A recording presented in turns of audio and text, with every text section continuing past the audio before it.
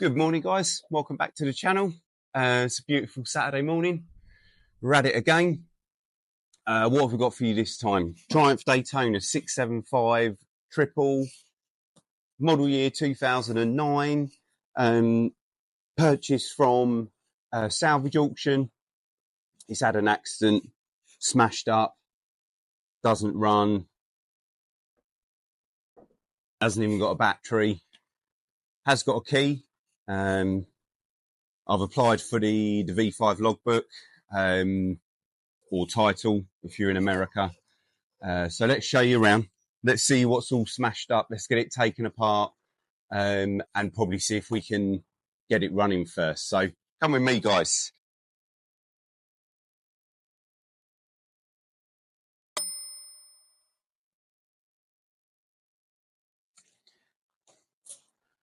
Whoopsie. So front nose cone, screen's cracked,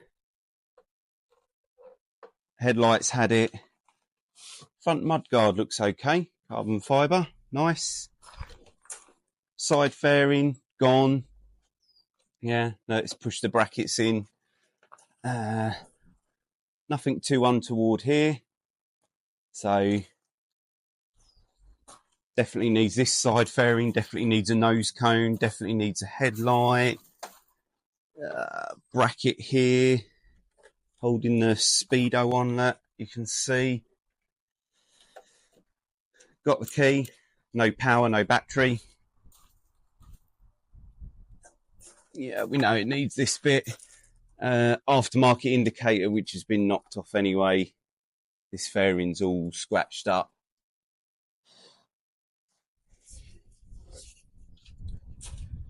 Apparently, according to the tank, some part of the exhaust is blowing, so we'll have to have a look at that.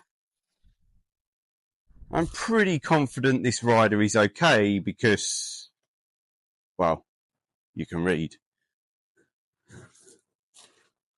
So let's start by checking the fluids. Let's check the oil, let's check the water, make sure it's got some.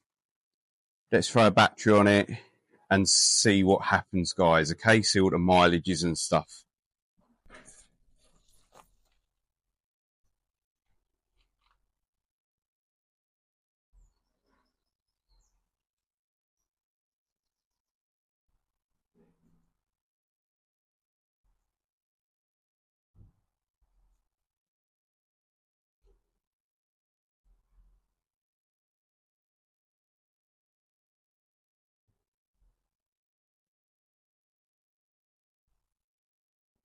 Yeah. Could do with topping up. It's on the minimum. Wonder if that would come up a bit if I stood the bike up straight. Yeah, we got some coolant in there. Looks quite clean, actually. Ooh. I don't think that's meant to be at that angle, so we'll have to change that as well.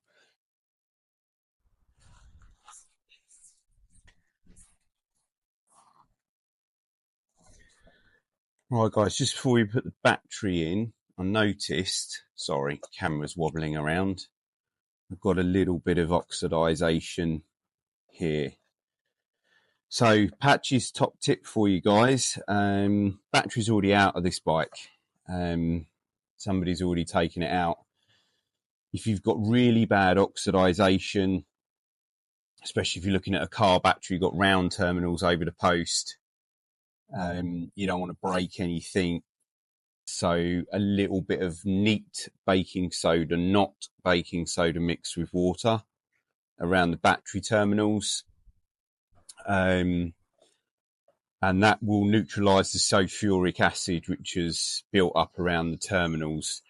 This terminal is a fairly good example. It's really, really common, and it's really difficult not to hit this with some heavy sandpaper or a file and take all the coating off, and you end up with that sort of goldy coloured metal underneath, that is just going to accelerate oxidization in the future. So clean it up. I like a bit of Scotch-Brite, not for breakfast, just to clean my battery terminals. But a little bit of Scotch-Brite will do it. This is obviously not Scotch-Brite in my hands, so I'm just giving them a little bit of a clean. And just wanted to see, I don't actually think it's that bad. It's probably just been sat in a yard while the insurance and everything was being sorted out. So I like to put a little C-Tech quick connector charger on them. So I haven't got one, and I'm going to put a new battery on. So I'm just giving them a wipe because I want to know if it runs before we go any further.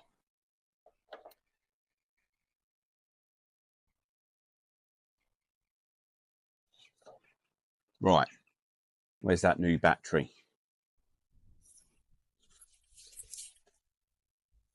To get the lighting sorted out in my garage so that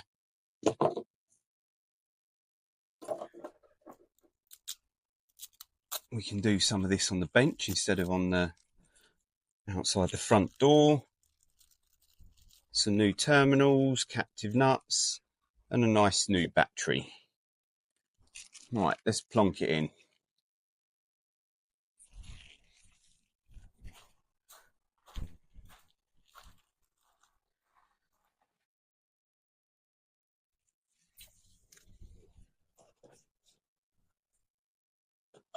We'll have to take all this back out anyway, but quick wipe out. There we go. Negative, yeah.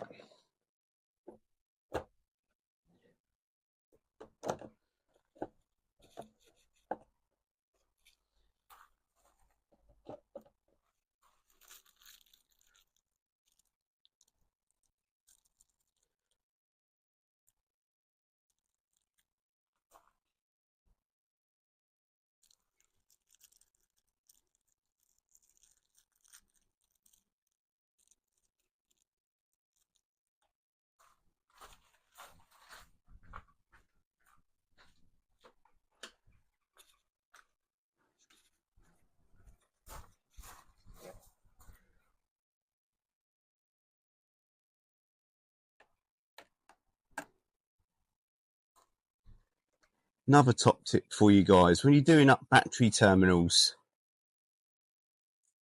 absolutely no need to get your great big biceps out and do up the terminals. Most battery terminals are like anything from like 7 to 8 Newton meters of torque.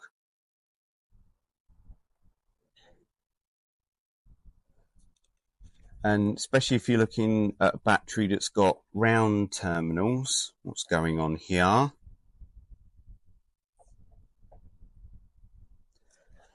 You know, over tightening them is not going to help you. It will cause you some problems if you're not careful. These ones not so bad, but still you don't, you know, battery terminals on the physical battery themselves are made out of very soft metal, so there is absolutely no need to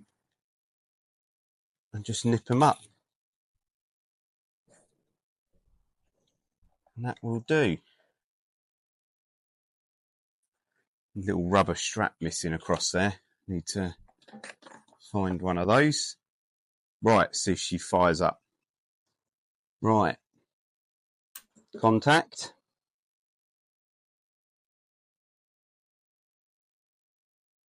So, neutral lights on, fuel lights on, obviously. Oil light, engine management light, 13965. That matches up with his inspection history. Indicator works on the telltale. High beam, pass. Toot toot, that works. Right, so the dash seems to have fired up okay. Fuel lights on. Let's just have a quick look and see. What's all this then? Let's press buttons. Lap timer, running would help. Trip meter.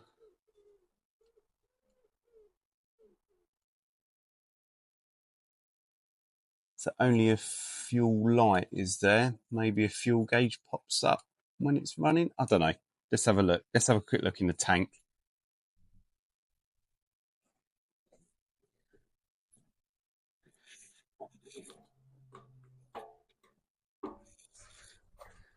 Can you see in there? It doesn't look like there's anything in there. Let me turn you guys off and have a quick look. Right, I've plonked a bit of fuel in.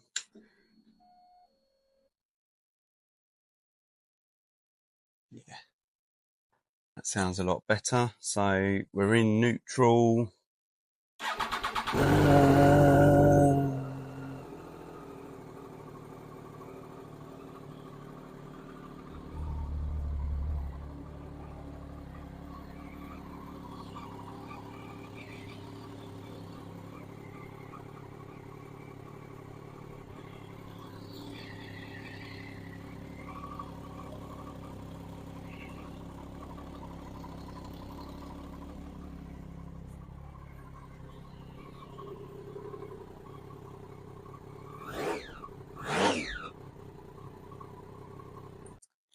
So, won't run it for too long, guys. Gonna upset the neighbours as usual. So, yeah, she fired straight up. She sounded nice. All the lights went out. There's an exhaust blow, which is obviously what the fuel tank is trying to tell us. Looks like the intermediate pipe between the rear silencer and the downpipes. On the connection, looks like. So, doesn't look like it will be difficult, or more importantly, expensive to sort out. Right, so I'm happy that it runs. Let's get all the broken bits taken off.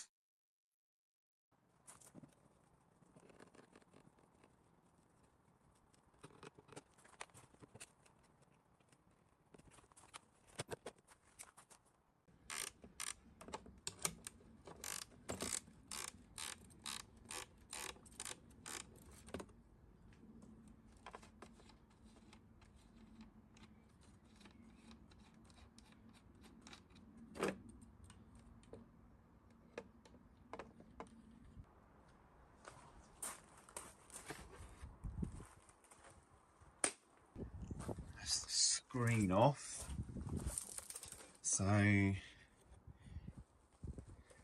sun's really bright today. Sorry, guys. So, you can see snap bracket there. You can see what it should look like. Maybe that side.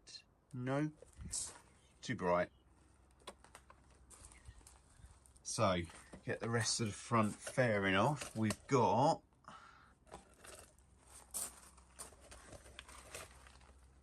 a couple of Allen keys here. I think they're snapped off the other side already, but let's have a go at getting those off.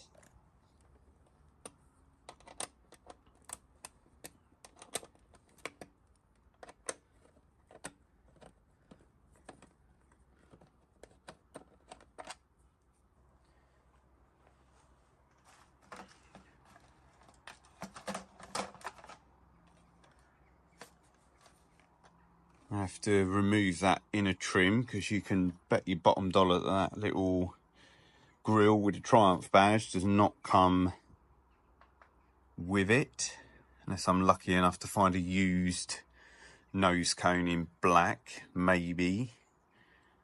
So we'll keep that because we'll have to take that badge out. So if you can see, I don't know if you can see in there, guys.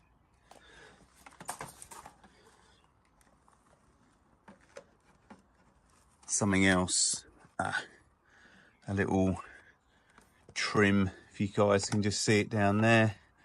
Hit my finger, just there. Little trim clip holding that bottom in. Can pull it out with my fingers. Nope. No, maybe.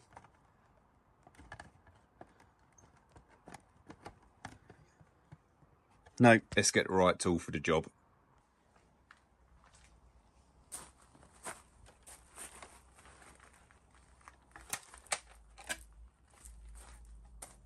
Here we go.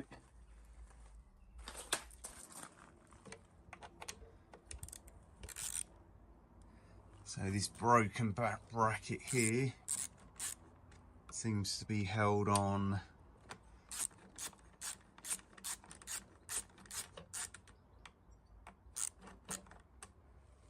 just here,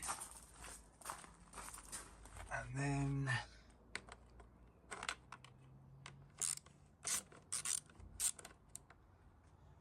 here and here.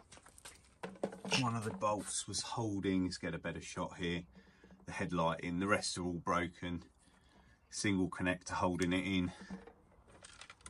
So that is the smashed up headlight out.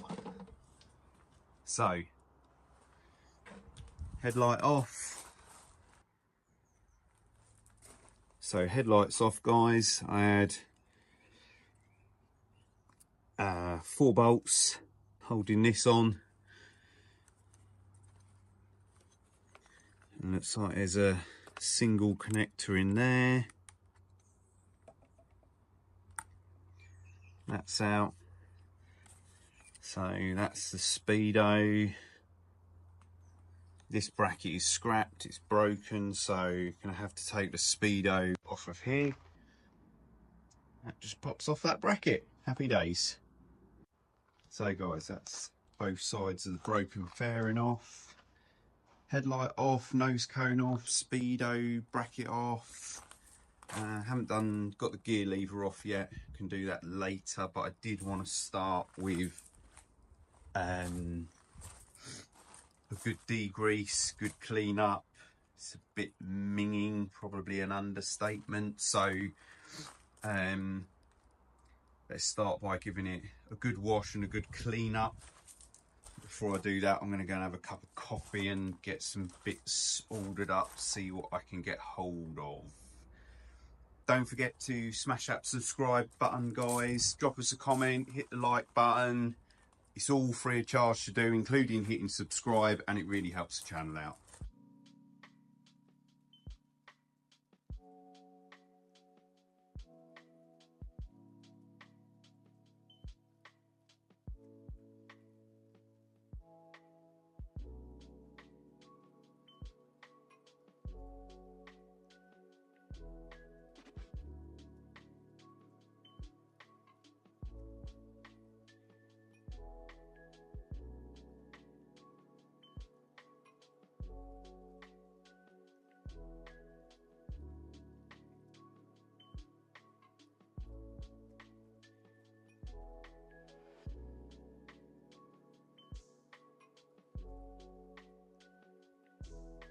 So we're going to start by changing the oil and filter, because I don't know the last time it was done. So just draining the oil, or old oil filter off, new one on, grease the seal, and I always fill the new oil filter back up with oil. I think that's best practice really, and just pop in some fresh oil back in the bike.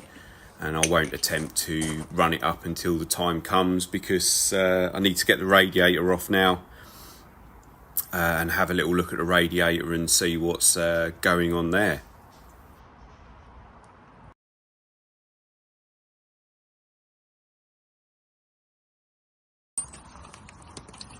So the radiator's a bit crusty around the edge. It's not damaged, it's not leaking or anything like that, just the paint started to flake off and it looks a little bit manky. So while we got all the fairing off, I'm just going to whip the radiator off and give it a quick rub down and get it painted up. So cue the mess as we take the bottom hose off.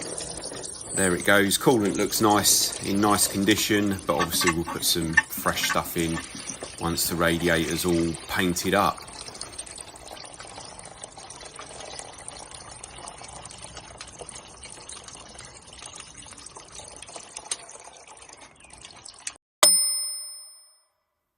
So we've got the radiator on the bench now, so I've just sped the footage up a little bit for you guys. I'm sure you don't want to see me stripping a load of bolts off of a radiator, so just removing the cooling fan.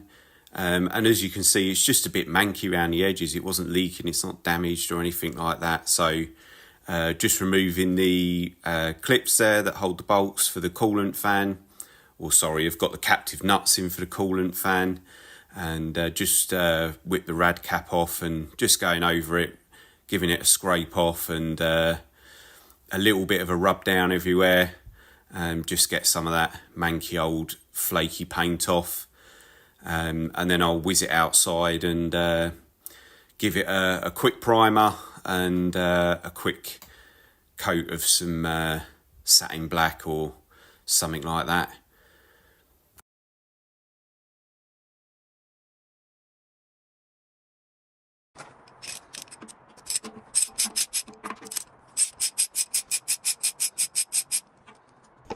Okay, got a couple of little breather pipes on that.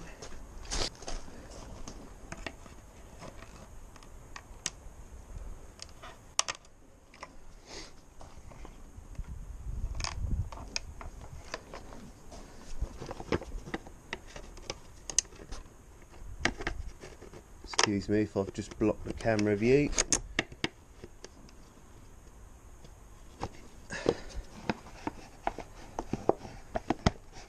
Oh, that's tight. Right, we'll go ahead and wash that out.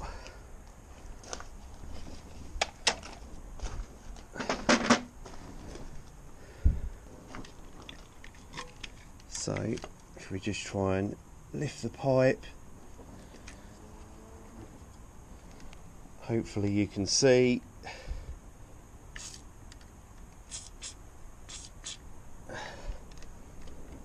Lift the pipe, get some WD in there.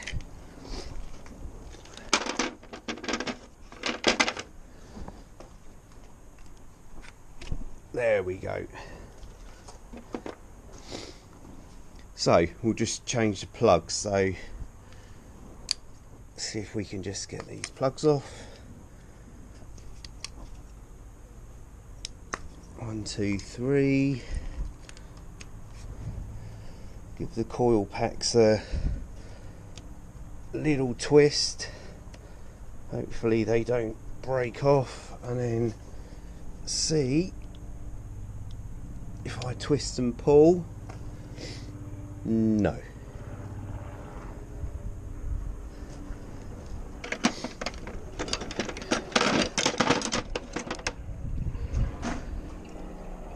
Just try lifting them with these.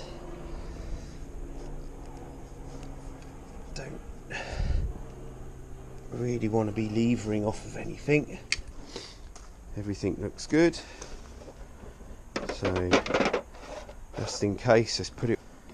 Little cable's just in the way there. 2, 3.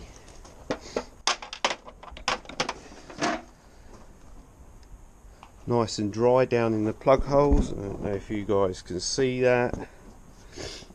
So get a plug spanner.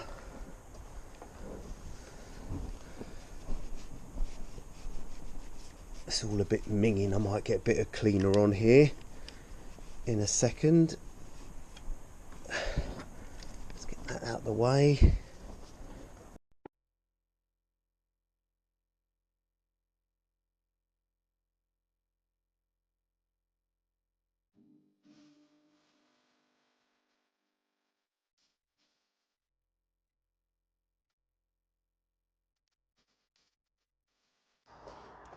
So I've just jumped ahead a bit, guys. I've got the new spark plugs back in.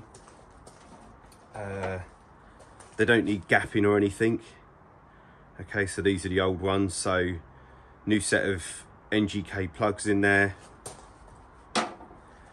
Clean, give the coil packs a wipe down. I've degreased the top of the rocker cover, cleaned up all the breather pipes, giving it all a good wash down in there, scrub down, and then put it all back together. So that's looking a lot better, and the plugs are all replaced. So I've gone ahead and cleaned out the airbox, so giving that a good wash out as well.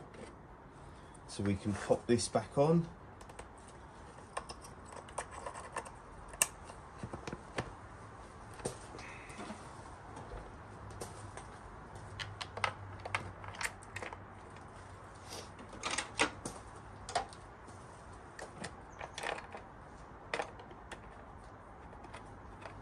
we'll just replace the airbox, get that back in, get the new air filter in, cleaned out, gave this gauze filter a wash out here. Just giving everything a clean up as we go along, basically.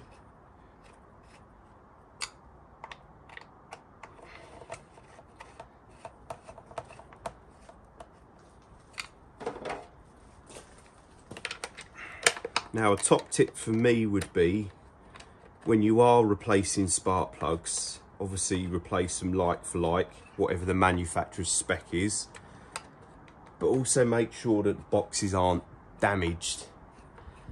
You don't want the end of the plug or any part of the plug to be cracked or damaged. It's just going to cause you a world of pain, and then you could potentially end up down a rabbit hole trying to work out why your engine is misfiring or playing around. So always double check that the plugs are in good nick before you replace them. So that's the airbox back in. Got a new air filter here.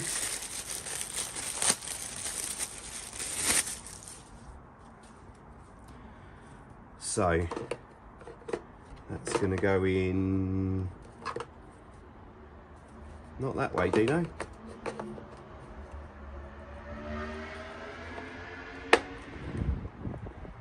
Yep, so that new air filter is going to go in that way.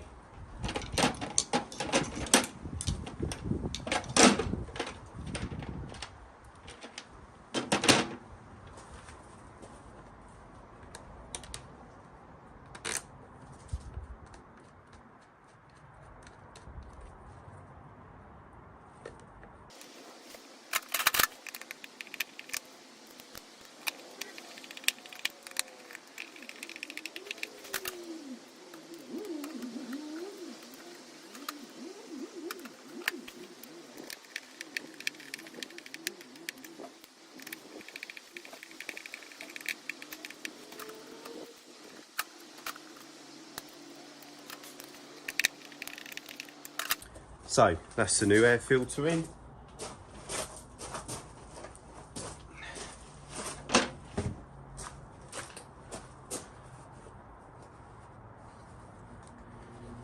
Make sure that there's no, look at that bit of cardboard.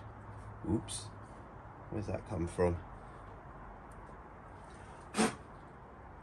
So no other debris in there.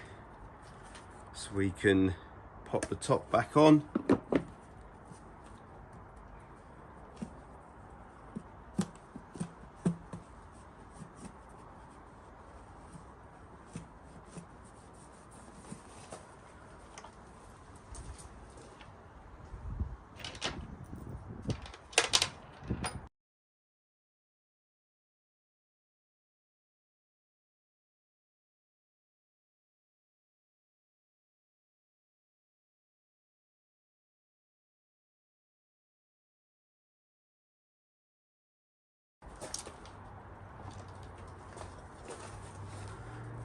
The ECU sits on top of the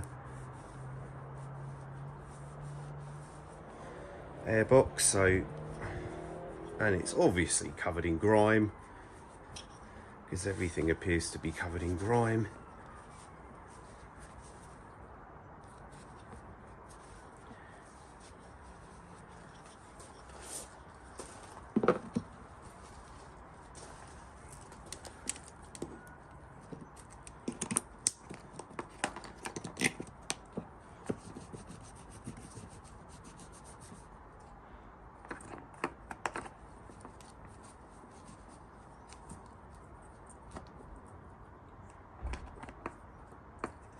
That one clips on there.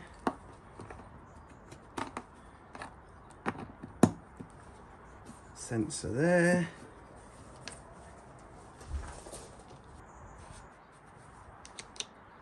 Little bracket for the top.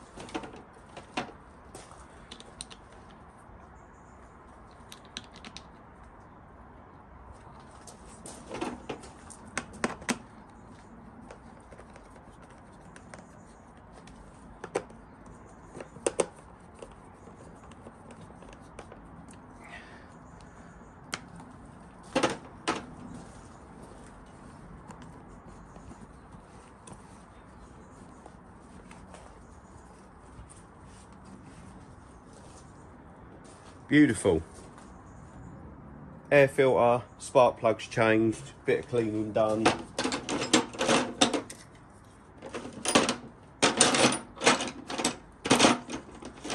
Just spotted the top airbox bolt I haven't put in yet, so let's pop that in now.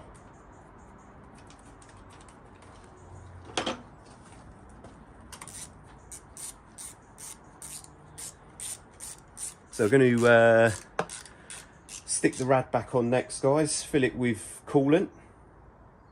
But while we're here, if you've made it this far, don't forget to hit subscribe and the like button. Comment if you can. We have got a target of 1,000 subscribers by the end of 2024, and I think we're nearly at 700, a couple of subscribers away from 700. So that would be a big plus, guys. It's completely free of charge. Hit that subscribe button, hit that like button, and if you can, go ahead and watch some of our other videos. We've got an ongoing Harley project, which is my daily, if you like. So guys, apologies, I again skipped ahead. The weather's taken a turn for the worse, so just started to press on without hitting record. So just getting the radiator back on.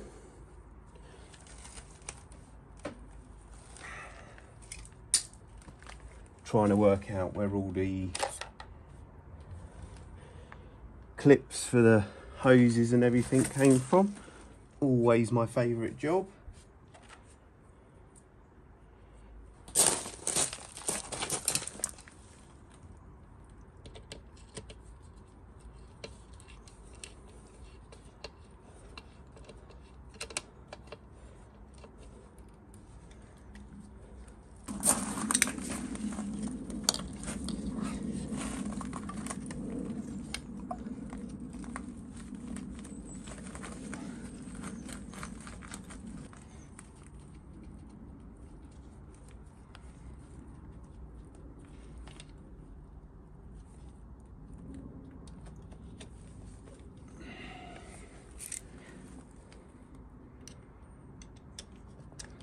I like to keep Jubilee clips hidden, the fasteners hidden out the way if I can.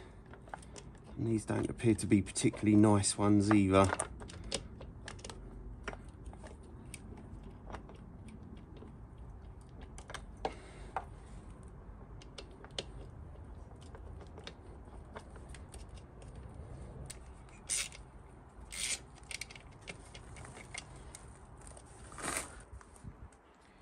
So I think I'll get the tank back on now, so it's not sitting on the floor, getting damaged. And then we'll have a look at getting the front end back together.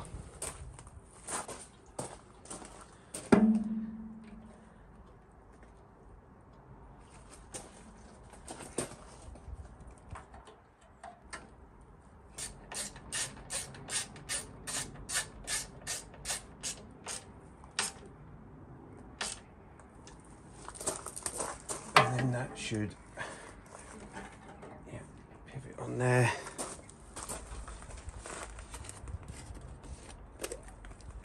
So I've got the bleed screw open on the other side of the radiator. So let's just get this antifreeze in.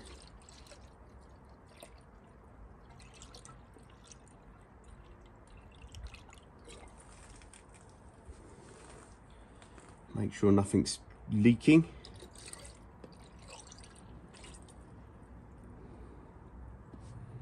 In fact, I wonder if there's a bleed on the top of the water pump as well. Let's have a look.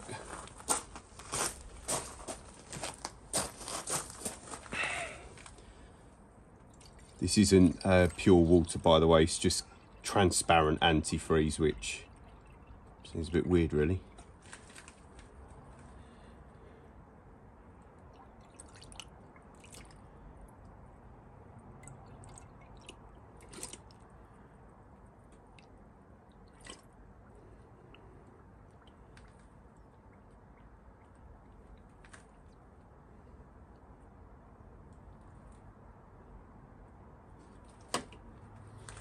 the bike up straight.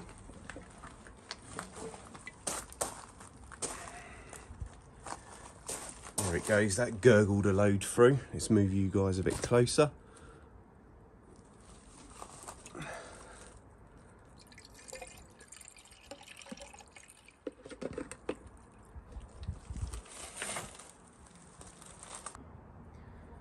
So, radiator's on, coolant's in, oil and filter plugs, air filter done. We've got all the front end to build back up, but I just wanted to run it up. I think I've got everything plugged in.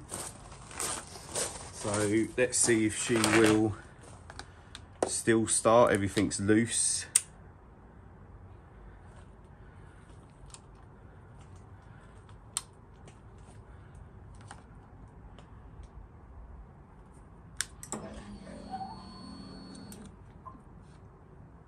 It's a good start.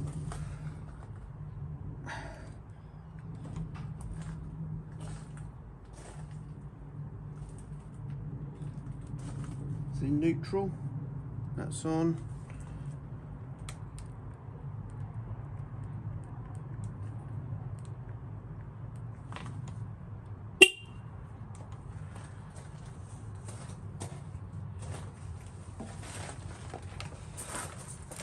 Does the side stand affect it? I don't think it did. No.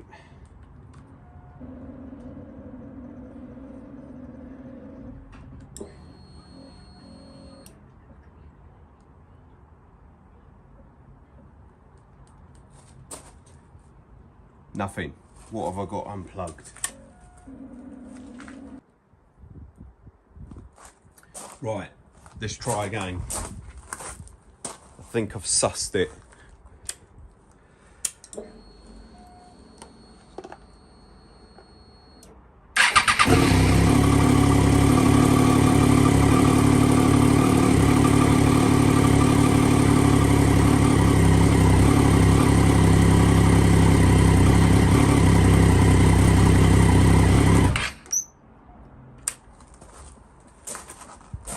Splendid.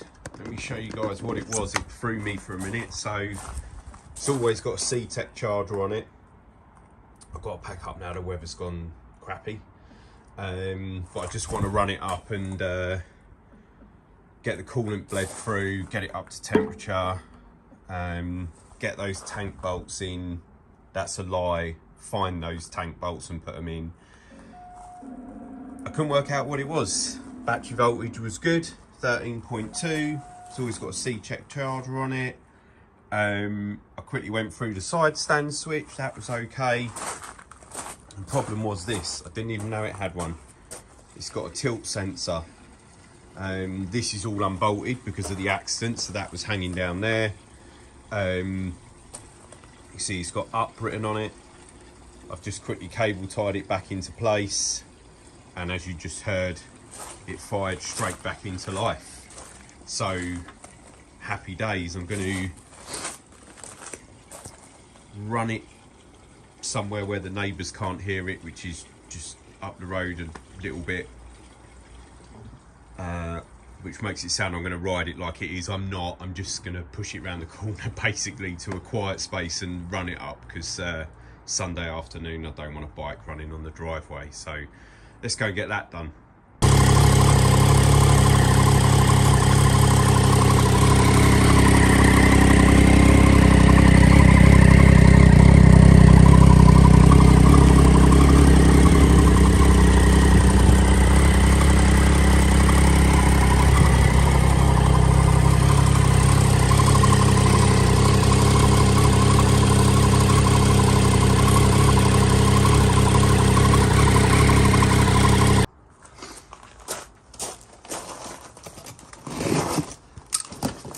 Little present from World of Triumph.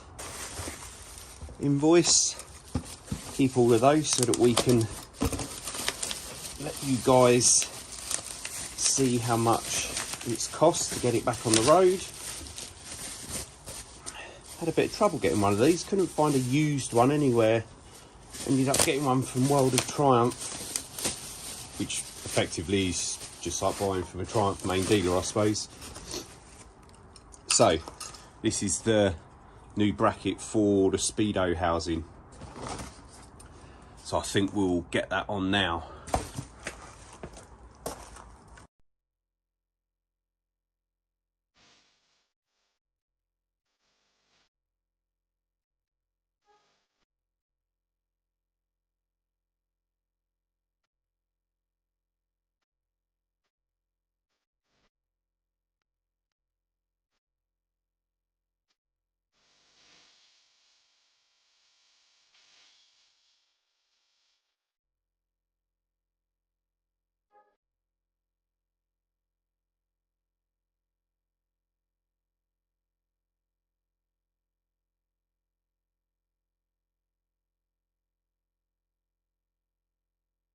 Why does that look like it's meant to do that? Is it meant to do that? Maybe it is actually. I don't know, guys. Maybe you guys know. Drop it in the comments below. May have to come back to that. Good morning, guys. Welcome back to the channel. Today we are going to take that pile of boxes and fit them to the front. But the ice cream man's here. That's way more important, so we're going to do that first. And then, because I'll be cold because I've just had ice cream, I think we'll put the heating on in the workshop because the temperature's dropped a little bit in the UK. Right, I'm Dino, welcome back to Patch's Repair Shop. Let's crack on and get some of this stuff fitted.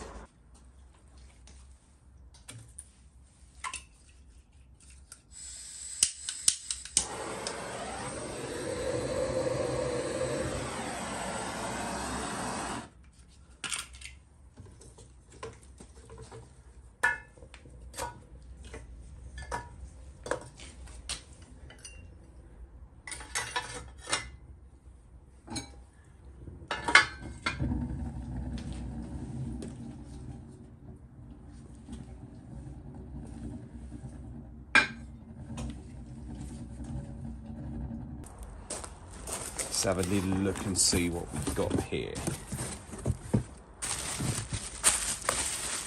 On front screen.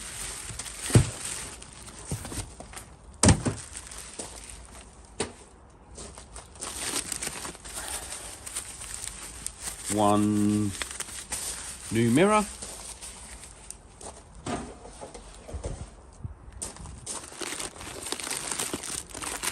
Oof. One, I was going to say invoice. Okay, we'll keep it anyway. What have we got in here?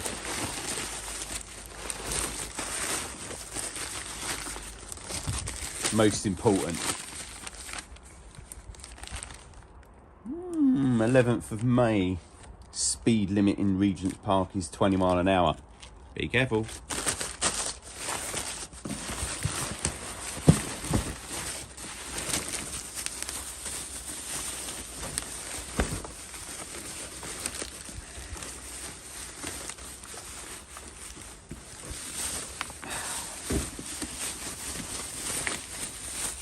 One headlight.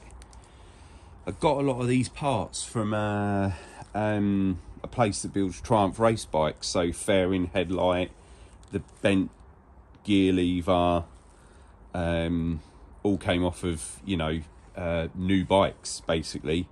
Although I must admit this headlight is good, but it doesn't look brand new. But let's see how we get on.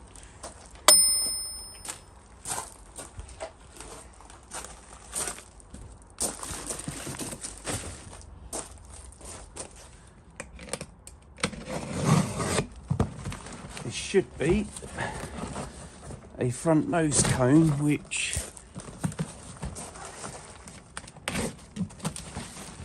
I'm a little bit skeptical about this front nose cone, and it's too late to send it back, so we definitely own it.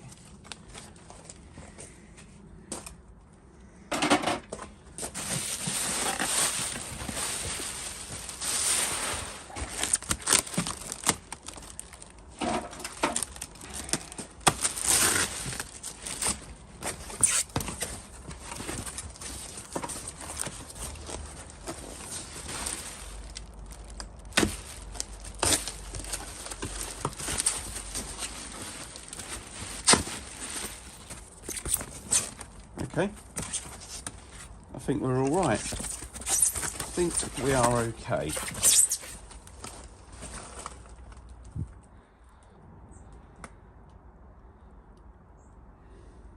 Let's get it fitted up.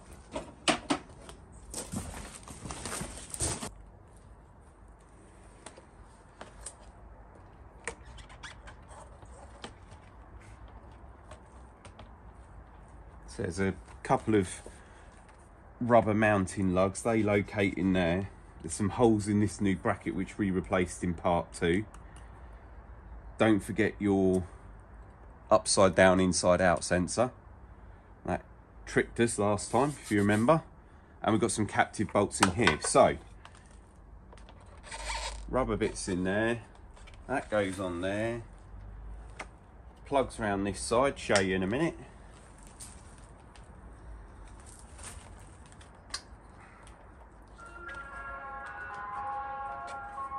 He's back again, he's teasing me.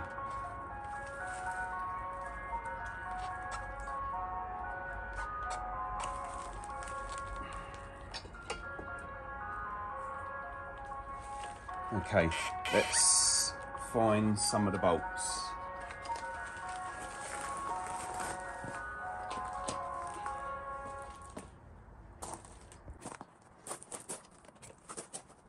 Let's try again.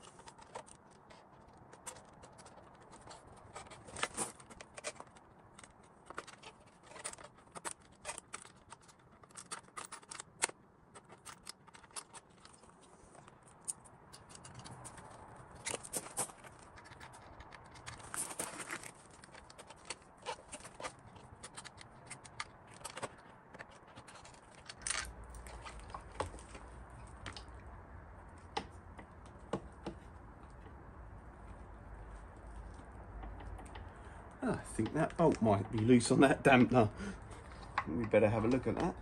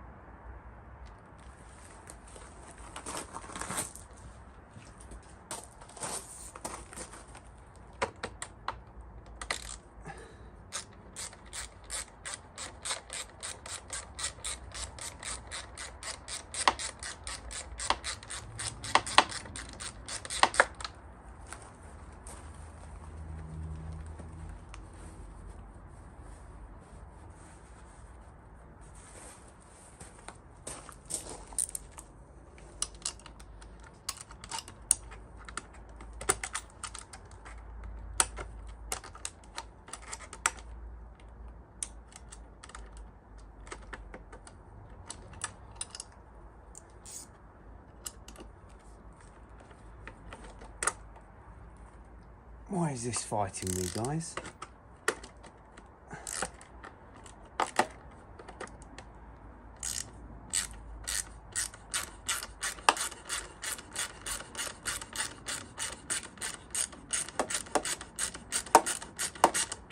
There's a few scattered bolts and parts for this bike wherever the accident occurred.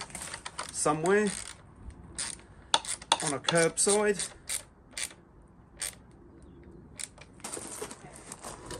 Just discovered, guys, let me reposition you.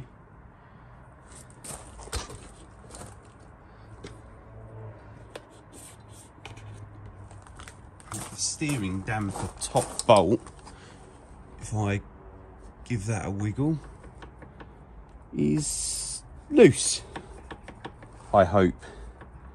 So let's see if I can get a wobbly 6mm Allen key down there.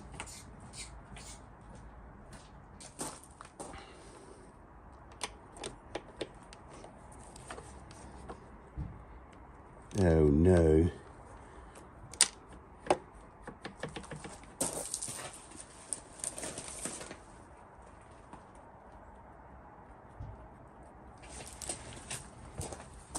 Why does that look like it's meant to do that? Is it meant to do that? Maybe it is actually. I don't know, guys. Maybe you guys know. Drop it in the comments below May have to come back to that. It's accessible from the top if we do. So I need to work out where all these wires go now. These two are self-explanatory. That's the two halves of the headlight plug. There's this vacuum line which runs down to there. So that looks like that goes on there. Where do all they clip onto? I'm gonna guess that's indicators, so I reckon there's a fixing for the inside of this on the fairing. This is where my own videos are going to become handy. Bit of tidying up here to do when the actual fairing goes back on. Yeah, everything's just a bit meh, and because it was all smashed apart, it's trying to work out where it fits back together, where it's all nice. So okay, let's have a go. So front nose cone, guys, let's just offer it up, see what happens.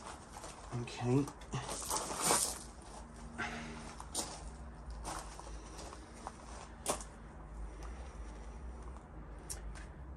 that's the mirror. That is a captive there for the screen, another one there.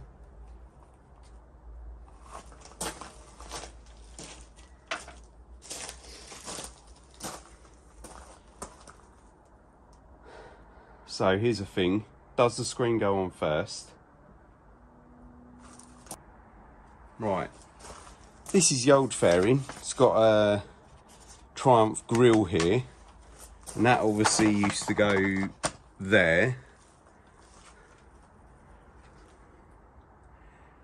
And this one, the new one, doesn't have the fixings in the back for the grille, which is interesting. Does have the center locating point there, which fits just in there.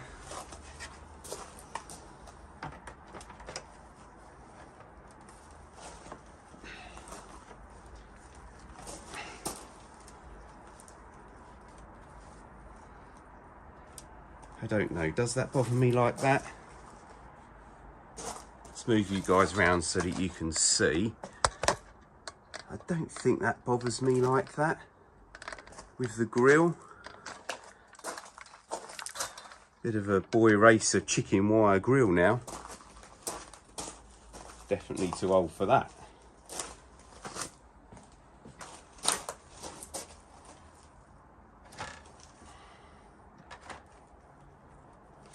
Aha, I couldn't work out how it was fixed, but now I see. We've got 4 fixings here which go through the headlight, which is already bolted on, and hold the fairing on. So let's crack on and get those in.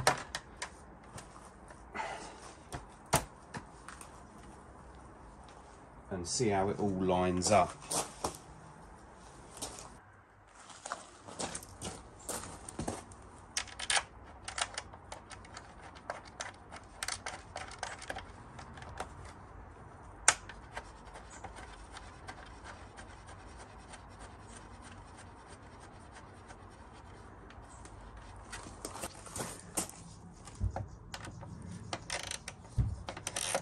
Now, 2 of the proper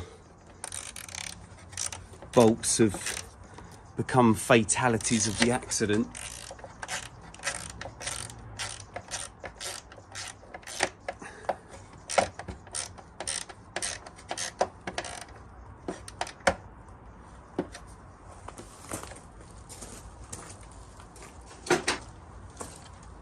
So I need to source 2 new bolts for the bottom. Let's bring you guys up here. I'm missing a rubber spacer that goes in between here and the bracket. You can maybe just about see one in there. So I need to get one of them, and I think that we should probably have some rubber riv nuts, rubber grommets with a captive in for there. So I need to have a look at some parts diagrams, and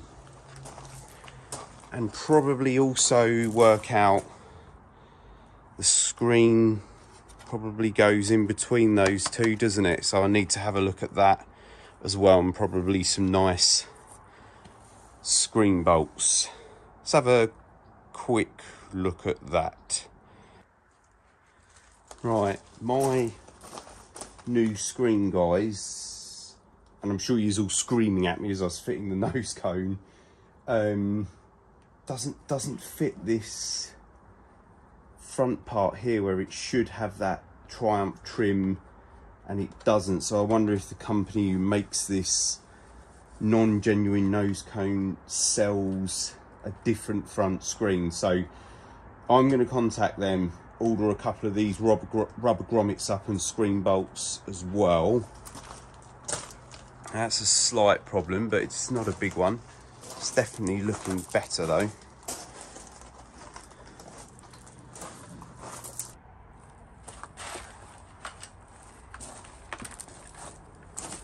Right guys, so because we can't finish off the front end, I do want to get some of these stickers off. Sorry Jesus, your airbag's going, mate. And no offense to Monster Energy, kind of works okay on this bike, but I just don't love it, so I'm going to take it off.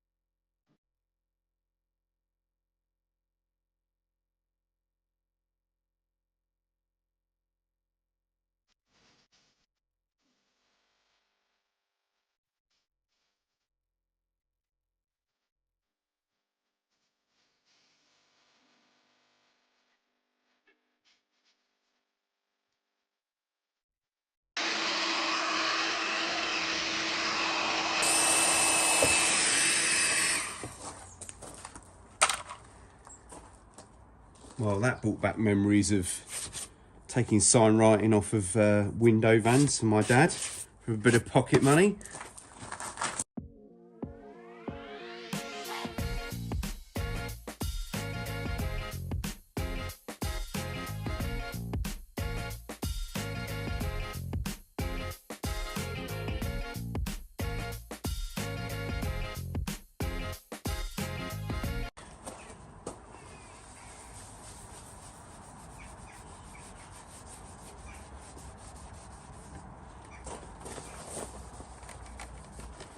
There will be a full detail of this bike in the future. But first things first, let's get it back on the road and get all the jobs done. But these stickers have been bugging me, so they needed to go.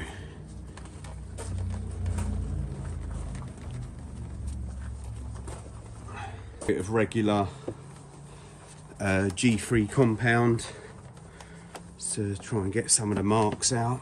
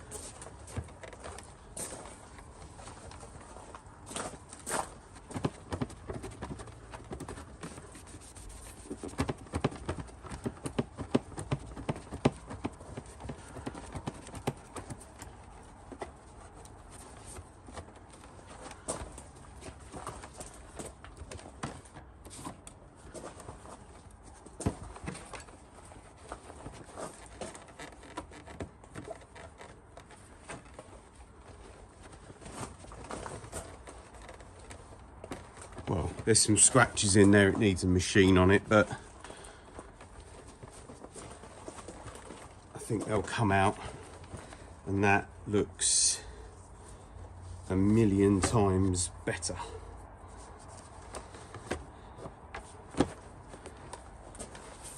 So we'll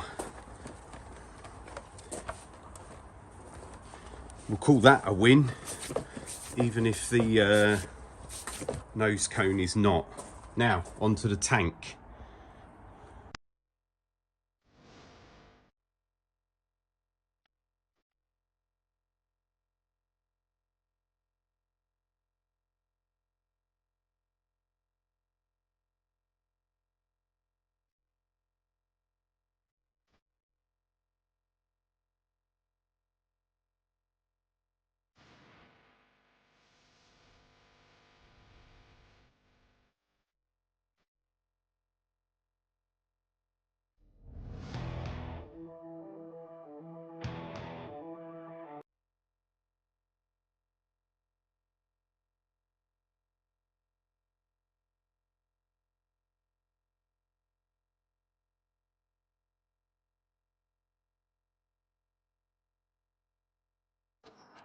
Oh, how am I going to get this stuff off, guys?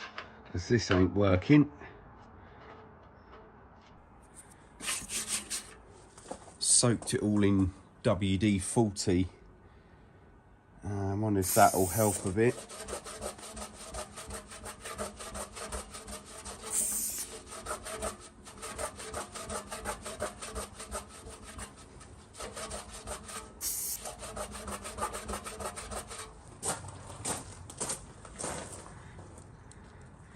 Just borrowed the missus's white vinegar from the kitchen.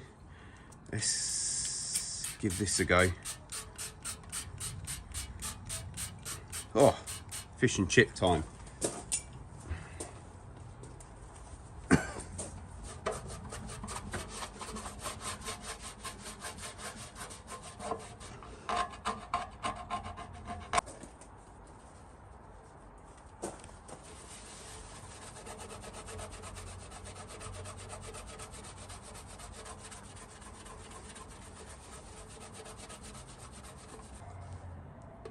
Well, this is frustrating. We've had a combination of WD-40, neat white vinegar, brake cleaner, everything bar an actual can of sticky stuff remover, which might do it, I suppose. Has been tried, it's not working.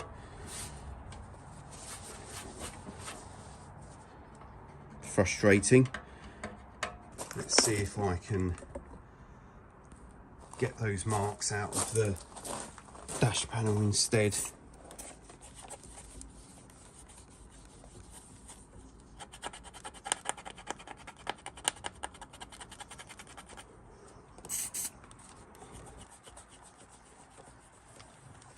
Oh, I'm wobbling the camera, I apologise. Oh, look at that, straight off. Oh, if only the rest of it was like that. That would be easier. Okay, I'm going to have to find some magic concoction to get that dried masking tape off. But if you've got any ideas for that dried masking tape, guys, as I said, guys, pop it in the comments. So if you've made it this far, guys, thanks for watching as always.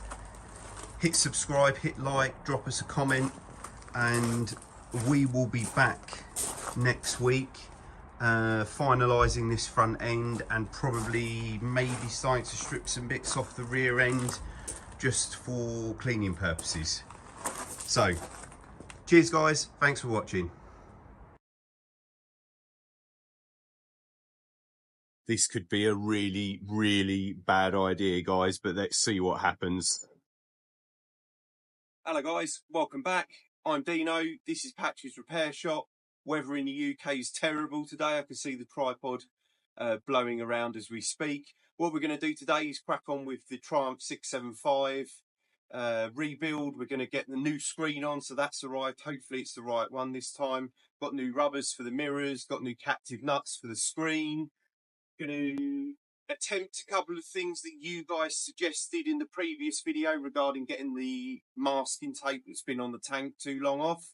So we're going to try that. Going to change the bent gear lever and hopefully get the rear wheel out and start cleaning up all the rear ends. So let's crack on, guys.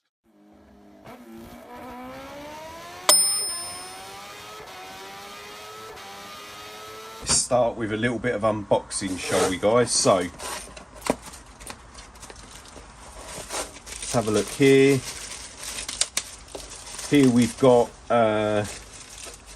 what I always used to refer to it as a caramel wheel. They used to smell a lot better than what this one does, is what I remember. But we're going to give this a go to get the masking tape off the tank in a second. So that goes on there, and that goes on my drill. In here we've got some, what have we got in here? Yeah, so in here we've got a packet of new rubber captive nuts. They're like rubber riv nuts. They go into the frame, into the front nose cone, and allow the screen to be bolted up. So we've got some new black Allen key bolts in there as well. These are also from World of Triumph. So these are the rubbers that go on the bracket between the fairing and then the mirror bolts on through those. So we was missing one of those, so they weren't, they're pennies to buy. So 2 new ones of those. Treat yourself.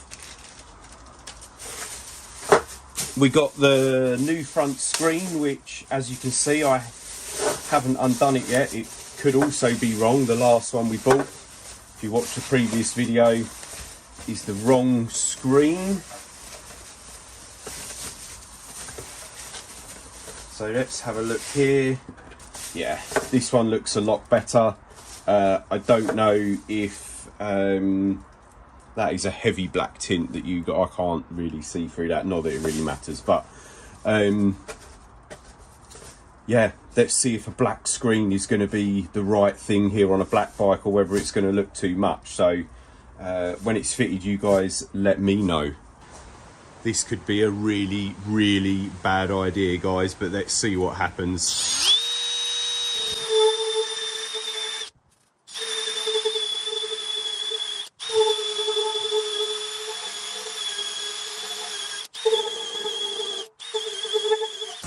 Well, as you can see, it's certainly done something. Has it just completely wrecked and melted all the paint? I think it's just moved the glue around. I think we're all right.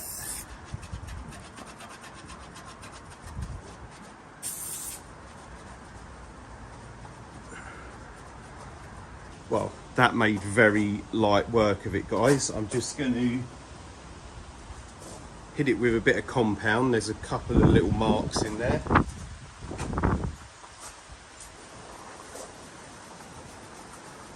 As I said before, guys, we will give this a full detail and valet when we're all done making a mess.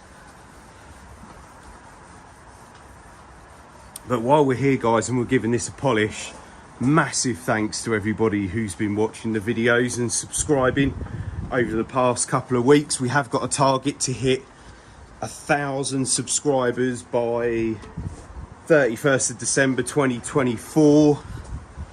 We're in October now. So if you haven't hit subscribe, guys, you want to see more motorcycle stuff, me mucking around with this Triumph, my Ducati and my Harley Davidson, there's videos out there on them right now.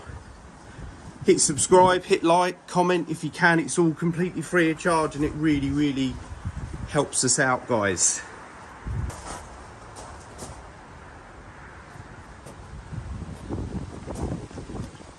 Ooh, that's not a good look, is it? Oh, that's an even worse look.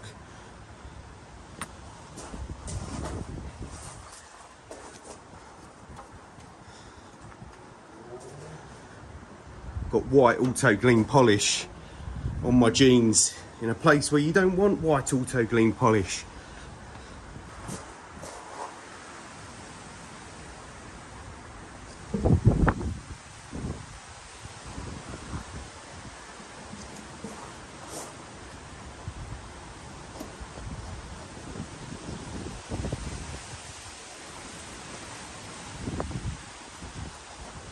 That's looking a million times better. It could do with a machine polish, but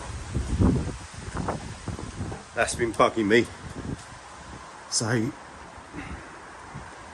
that is a lot better, guys.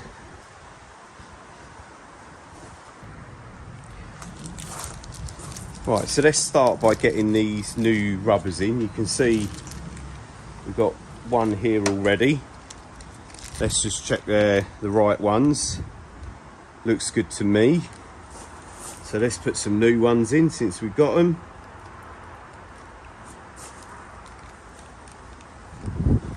So we've got one in there.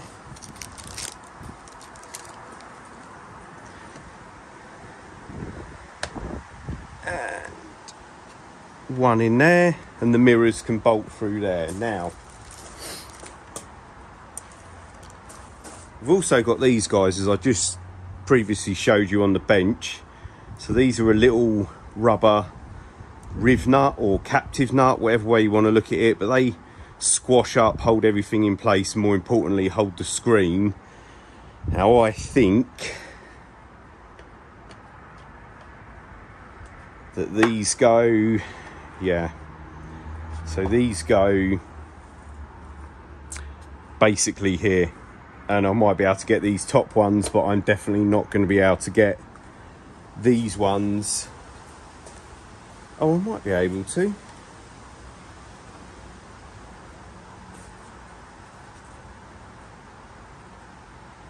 Maybe to save a lot of swearing, I will just loosen the front nose cone off and put them in.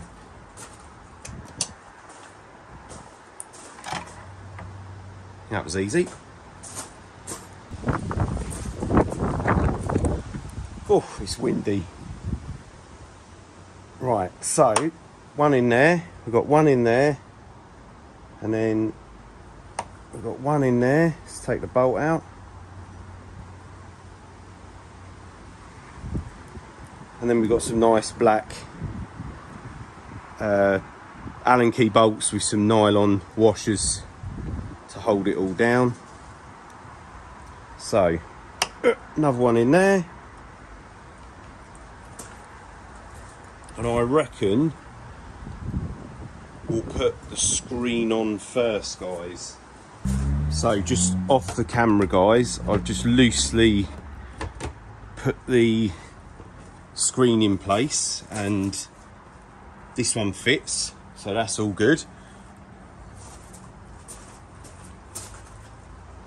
So now we can hopefully get it all lined up. This is a non-OEM front nose cone. Let's see if we can get these to where they need to be now. Okay, these black Allen key screws could do with being a touch longer. Would help me out.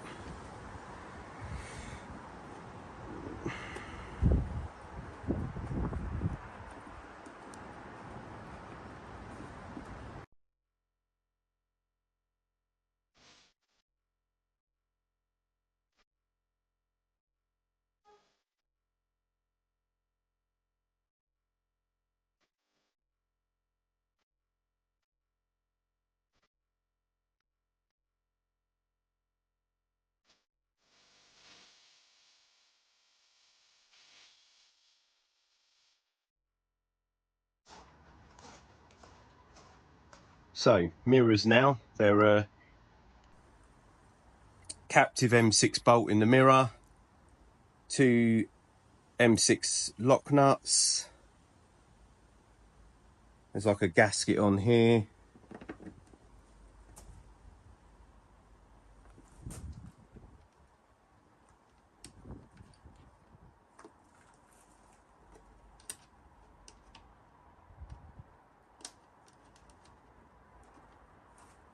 so one,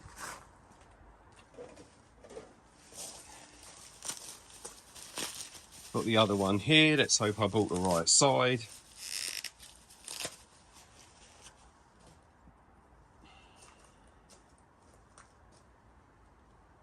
I did. And it's got the nuts on it. Happy days. Gaskets there.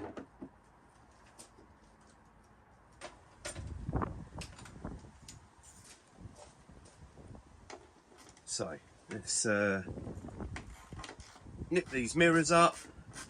Just about to start raining. I've already got the stove on in the garage, so it's nice and warm in there.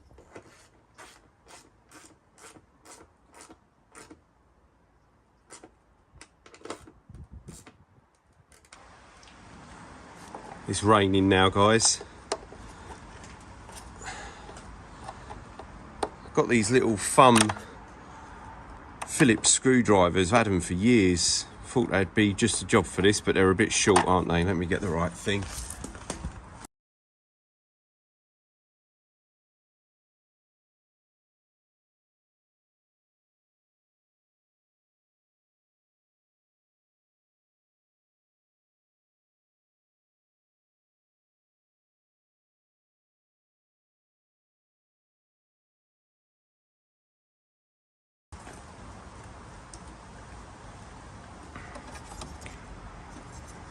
Is that bulb? Oh no, I thought the bulb was bolted in then.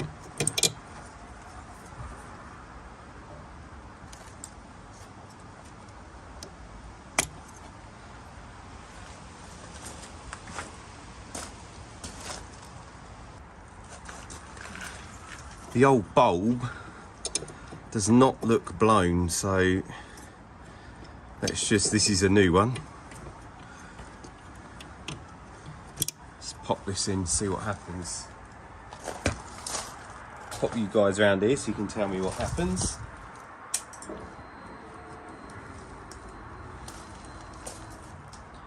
Main beam, no dip beam. I'm assuming these are meant to have 2 dip beams on the front. Got 2 side lights.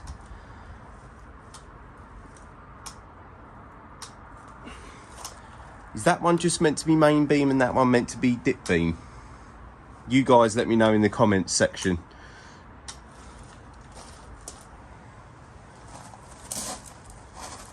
So next job, guys, is got the rear wheel off of the ground. Let me just put a bit more weight on the front because that moved for some reason. Really need to sort myself out a better bike lift, so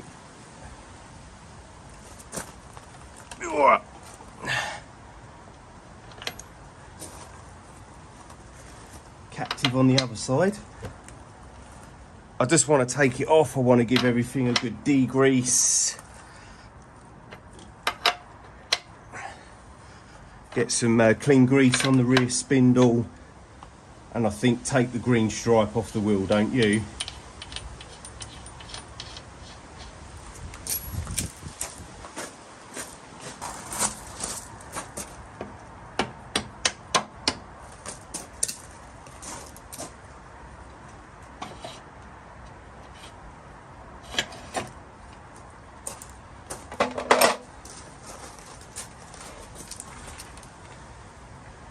Ugh. Chain's a bit crusty.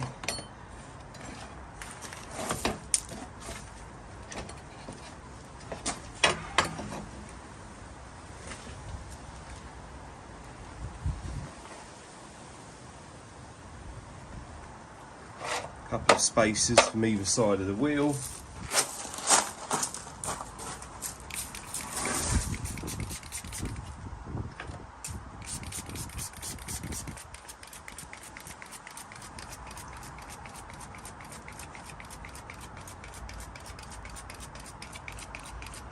Now the spray bottle's given up. New spray bottle. Let's try again. That's better.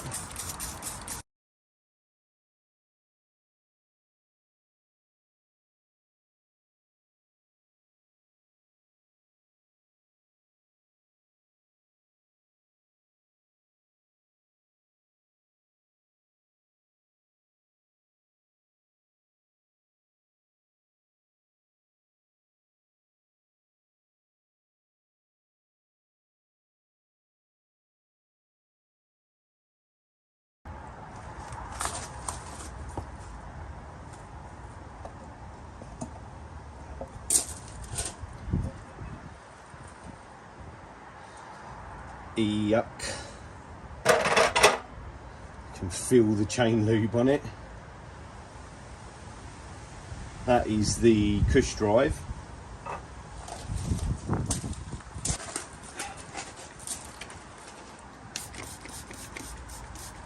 Right guys, while we're having a clean up here and letting this soak in, let's explain this if you haven't seen one before maybe, or you're more of an off-roader.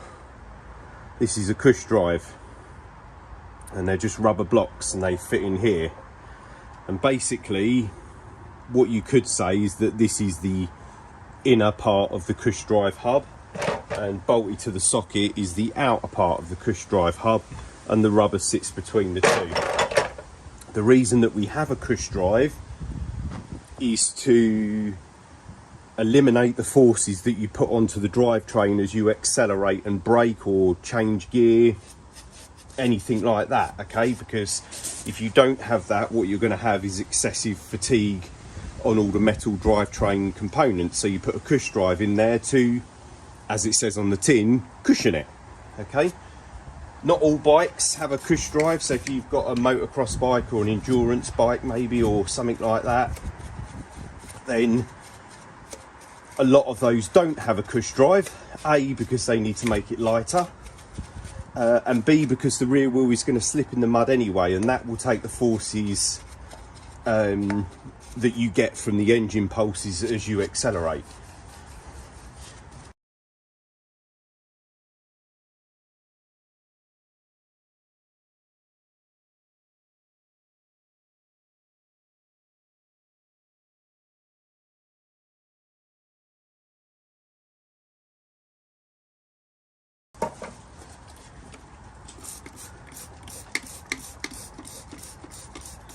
You can see the difference there, night and day.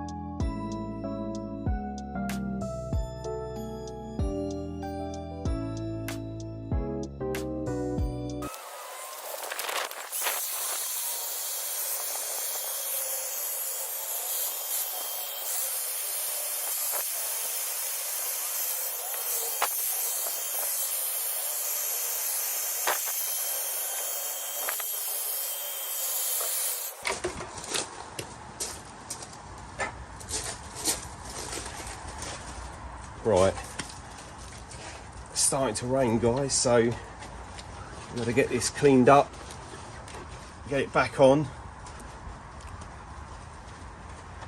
I suppose we'll do some editing then.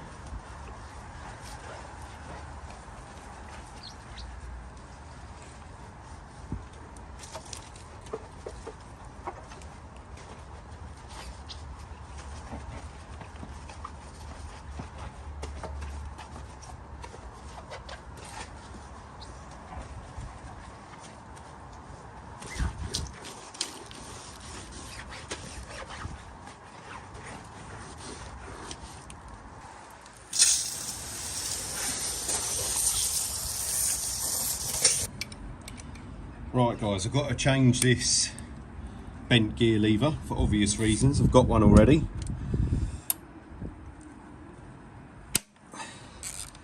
It's still raining, but it's eased off a little bit, and we can't leave it outside like this, so we might as well crack on. I've given all under here a good scrub with a sponge and a jet wash off, just off of camera. And I've given the rear wheel a good scrub and a good polish. I'm just waiting on some of the cush drive components, the rear sprocket. They're just soaking at the moment, so while they're soaking, let's change this.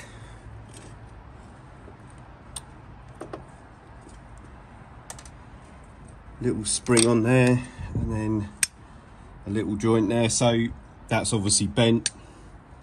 So we just got what looks like a 6mm Allen key in there. How tight? Oh, not tight. So I think we'll just give all of this a little bit of a degrease while we're here, and I'll go and give this a clean up as well, and then this can all go back together.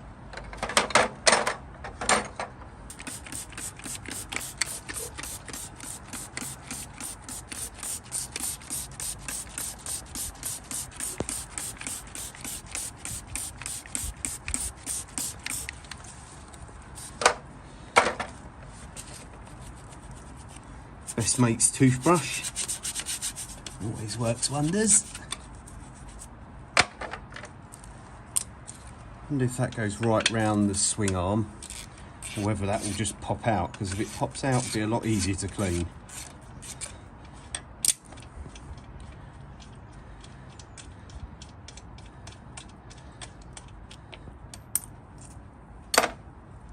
Oh, look at that. Now we can give it a good clean.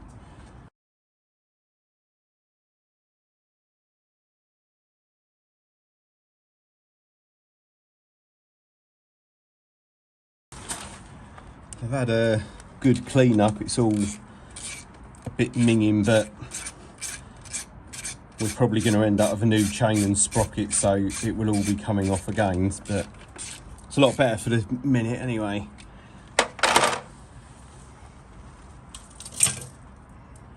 We'll spend forever cleaning. That's not really what I want to do. So we've got the new lever on, cleaned up, some new grease in there, so we can pop this back on now. And then there's a retaining clip with a free hair on it, which is definitely not from me.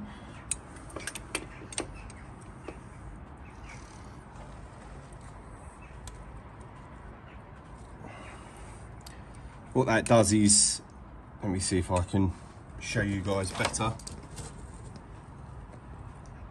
If you can see the clip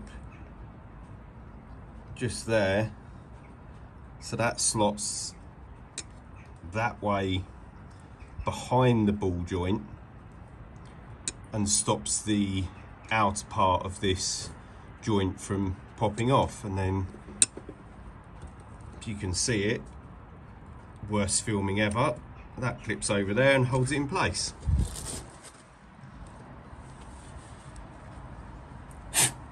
So with that back on, we can put the 6mm Allen key bolts back in.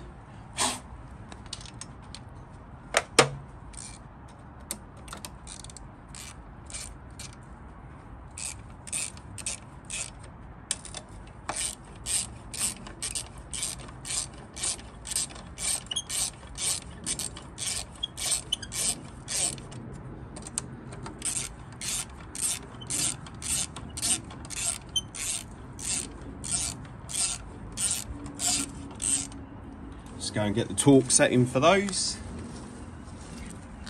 If I'm going to walk away from a bolt that I haven't completely done up, as a reminder to me, and seems to work, so it might work for you guys, I always leave the tool or the socket or whatever it is in or on the bolt or nut when I walk away, and it's just a little reminder when I get back that these are the ones I'm working on and don't leave them loose.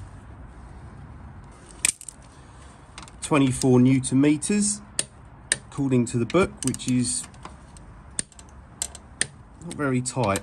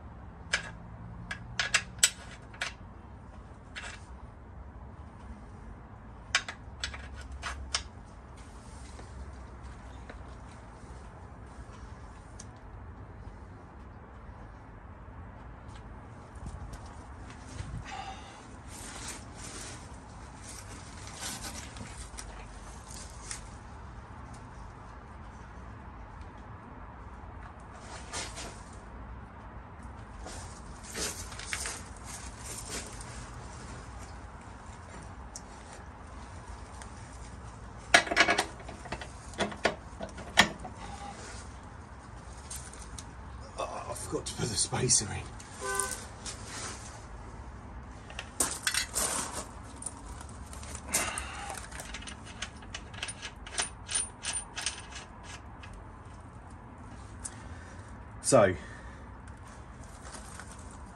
So guys, I have greased the spindle up. It's always a trickier job than what I'd like it to be honest, but it's done. So I've greased the spindle up, spacers are in, rear calipers on around the other side. Yeah, all good. Let's torque it up. We won't be torquing it up because the space around the other side,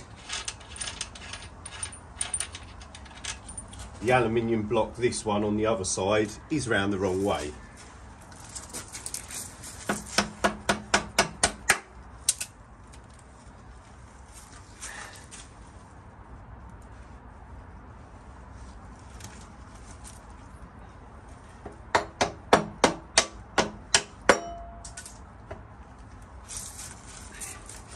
Right, okay, luckily I could just knock the spindle out a bit, turn the alley bit round to where it should be, and we're all good.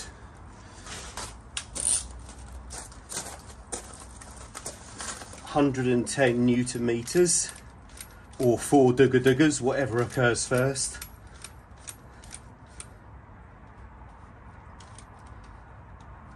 That's 110, let's lock that off. Make sure we're against the adjusters. We are.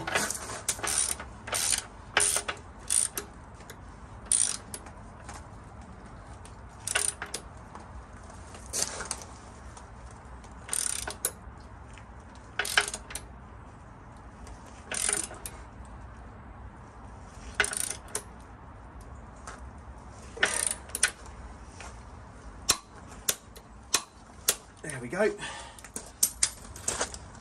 So that's the rear wheel back on, guys. I reckon we'll be changing the chain and sprocket before you know it. And that's all the rear wheel, all degreased and back on.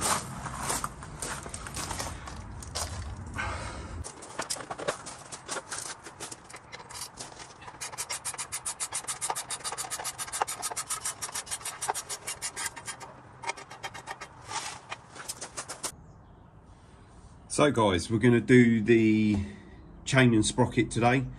Oh no, I can't say guys. Last week I got told off in the complaints section for saying guys too much. Oh well, can't help it. I'll try not to. Could be worse. So, we're going to do the chain and sprocket today. We've got to take this gear lever off. So to get this cover off, there is a centre punch in the spindle for the gear lever, and that lines up with the slot in the lever here. So first thing we're going to do is, I think we'll pop this off here.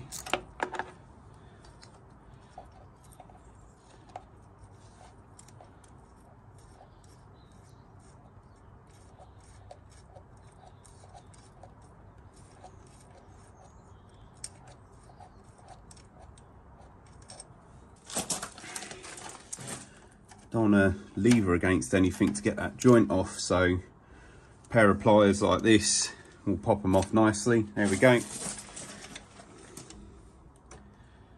And then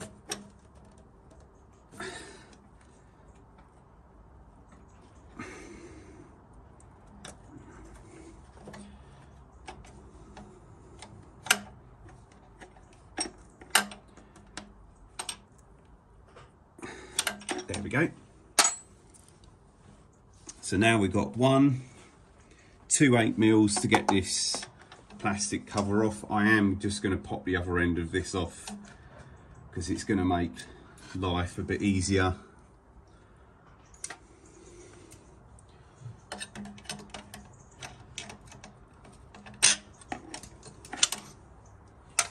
There we go.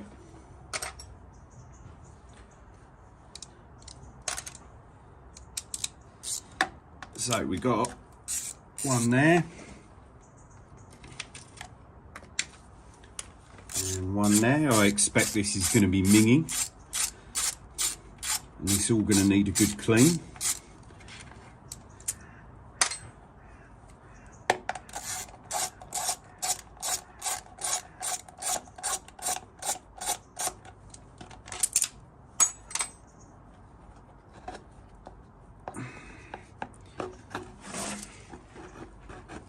Oh, there's a third one, 2 lower down. Don't forget that, you'll snap something.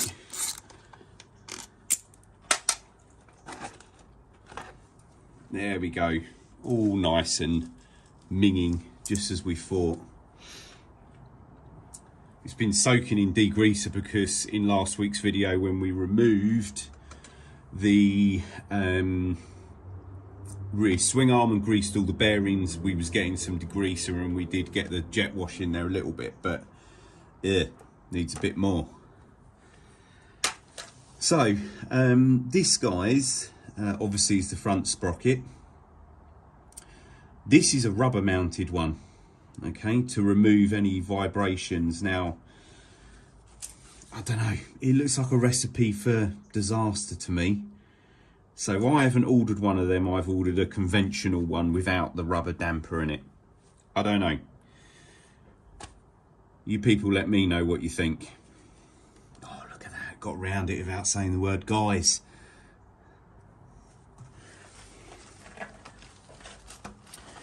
So let's, we've got a little tab on that sprocket there. It's been knocked over. So let's knock that round and see if we can get that nut undone.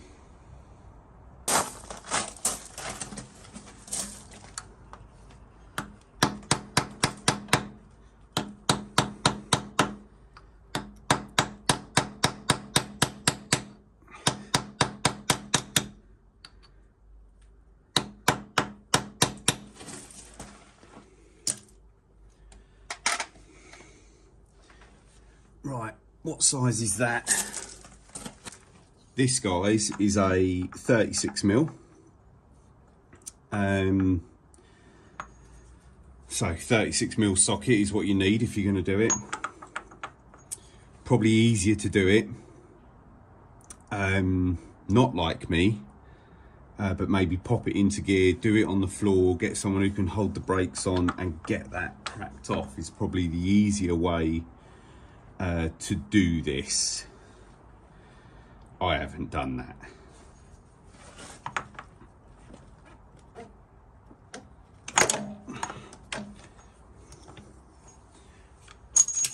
Well, that actually wasn't that tight, guys.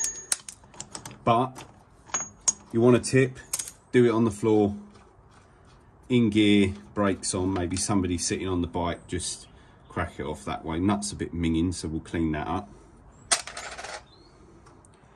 Undo the nut, that will pop off. There's the washer, also a bit minging, so that one's off there.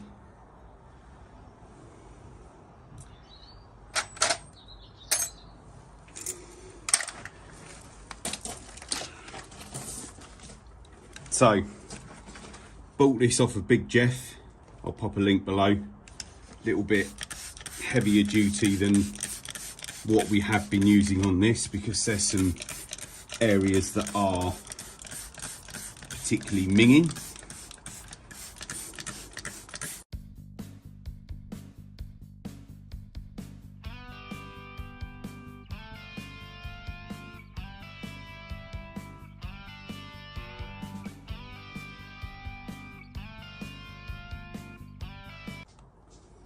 Ew.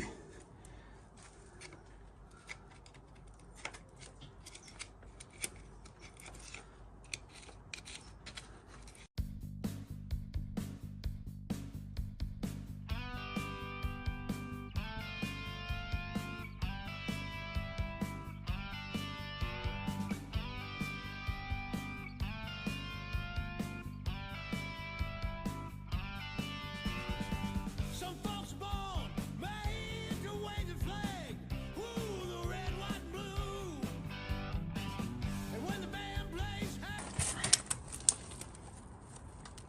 You.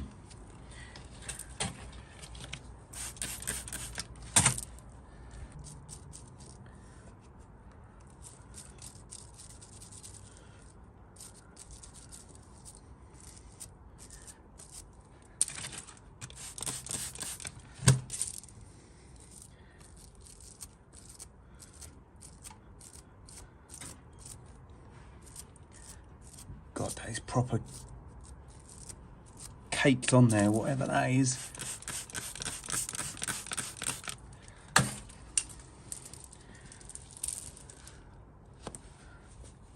Oh, yeah. That's got it.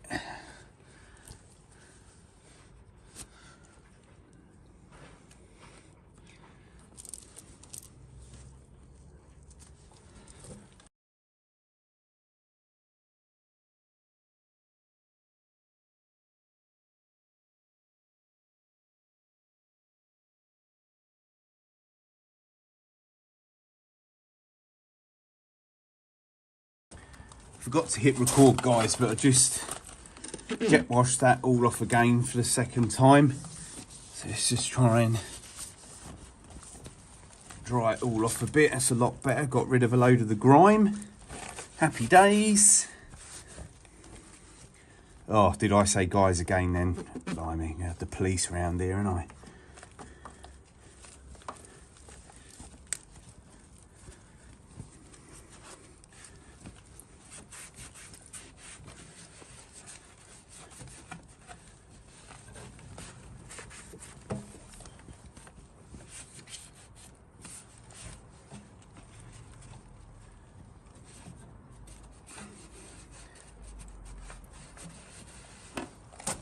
So the next bit I would recommend, guys, is obviously our chain is already off because we cut it off last week when we was doing the swing arm removal.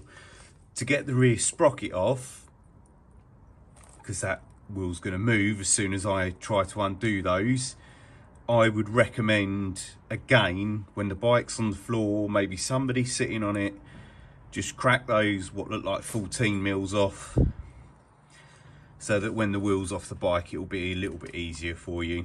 Okay, I obviously haven't done that, but I've got some battery tools that I can whip it off with, so it's not the end of the world. Right, guys, so the bad news is I can't finish the job this week because I ordered a chain and sprocket off of a company on Thursday, paid for the overnight delivery, paid for the extra delivery if it goes into Saturday. It's now 3-4 o'clock on Saturday and it hasn't arrived. So not happy about that, because I wanted to get that part done. Not only for it's done, so it's also, you know, it's another video for you guys, but we've got a bit done and we'll get it edited and get it out there.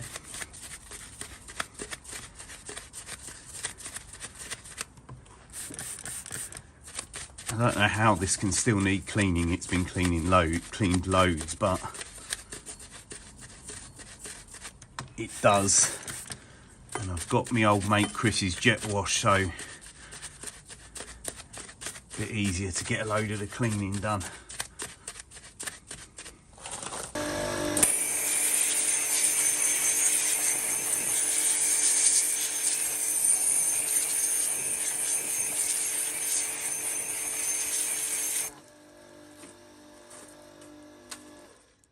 So we can't go any further with the chain and sprocket, guys, so we're all stripped off there. So you've seen how to do that. Watch me take the back wheel out several times now. Even I'm getting bored of doing it. So when it arrives, we'll whip the back wheel out again, get that sprocket off and get that changed. That's an easy job. As I said at the beginning of the video, guys, in the intro, I've got to have a look at this headstock bearing. Look at that. I still can't find those tank bolts. I really need to clean the garage out. It's minging, a bomb's gone off. So I need to clean up and then I'll find them. So got a plastic cover here, so we're going to have a look at these headstock bearings in a later video. So obviously top yoke off, bottom yoke out, stem's going to have to come out, obviously forks, front wheel, we're going to have to take the fairing back off, which we've only just fitted, but never mind, these things happen. Now whether they need greasing up or just nipping up, there's like 2 lock nuts there by the looks of it, I don't know. I'm going to have to do a little bit of research. We'll have to clean that up and replace it as well, because it's really bugging me. It's horrible, it's rusty. So we'll do that at the same time. So yeah, really annoying guys, but it is what it is. There was one other thing I wanted to touch on. If any of you guys know,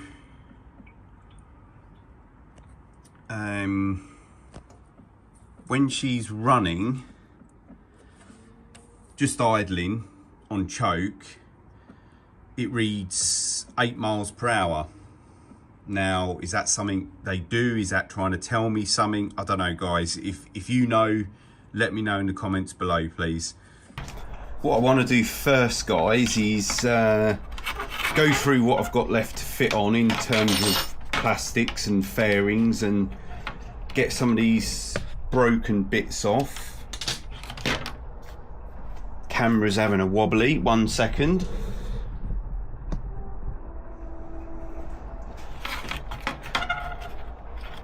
This tripod is driving me nuts. So, broken bit of an old fairing there, so bolt out, clip out, bin job. So I've got these 2 panels, and I don't really know where they came from, because the bike had been down the road and half the bits were smashed up or hanging off of it. These aren't damaged, they were just not fitted properly. So all right, we'll work that out, but if you guys know, drop it in the comments below.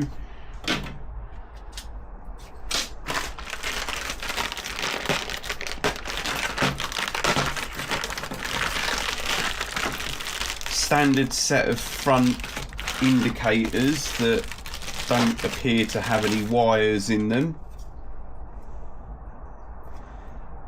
Interesting. Okay,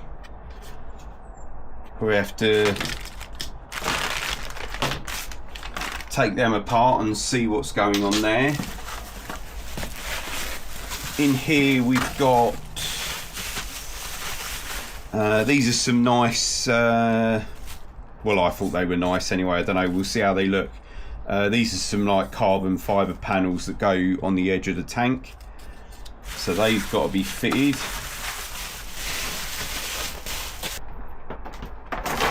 Right, so in terms of the old fairings, obviously these are all smashed up, but there's a load of clips and God knows what that we want off it, so let's get all these off.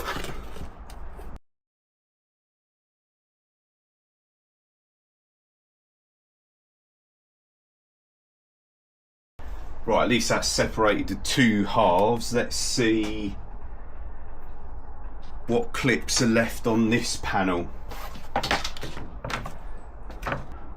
That might be a better shot so you can see what I'm doing. Some aftermarket indicators with probably a resistor in there.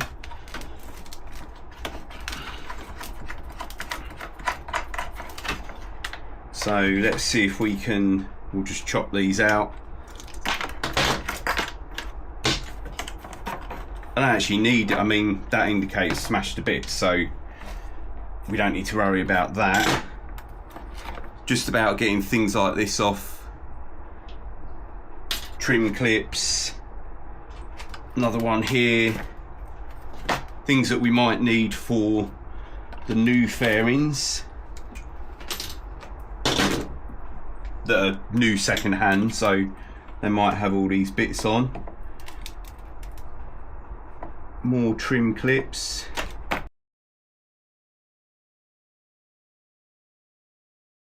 Right, So that panel's not actually broken. Don't think I need it though. I think I've got duplicates of those.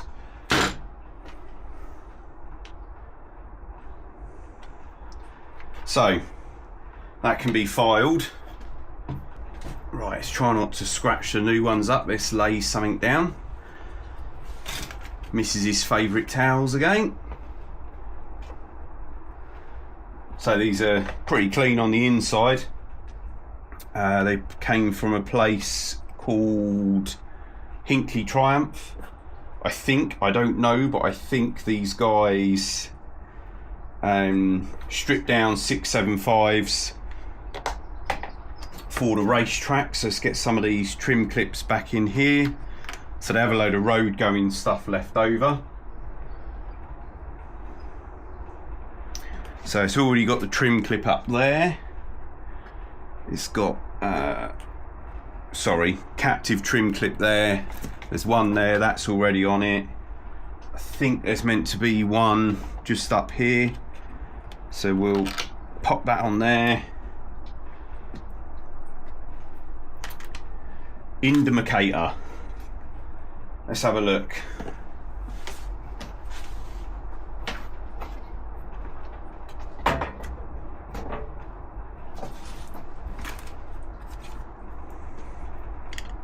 This is a new indicator. It doesn't have any wiring on it.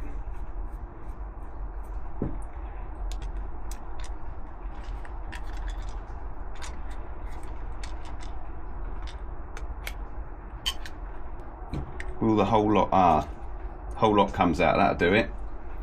Right, so if you guys can see that, we'll have to make up a little loom to go on the back of these indicators, and then we'll have to feed it through the housing and out that side to get it on the bike. Let's check this housing fits the fairing first.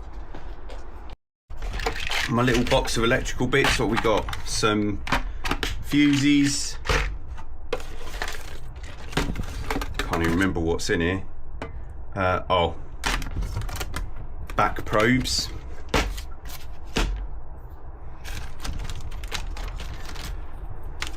I'd say that's probably a bit too heavy.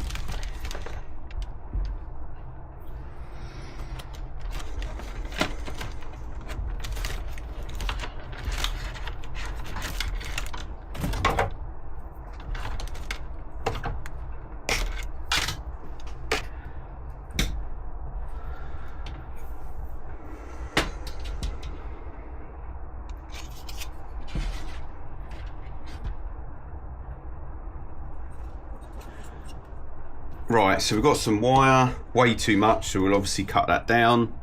Need a couple of terminals for there, see what we can find there.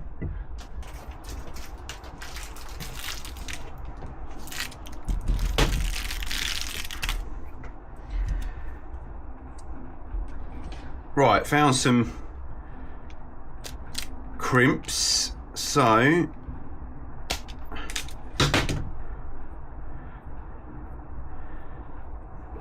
let's do a little test crimp and see if this is going to work.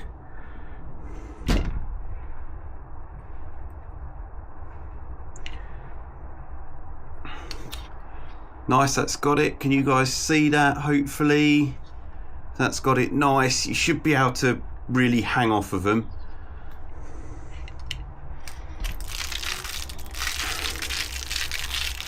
Let's get a bit of heat shrink on it.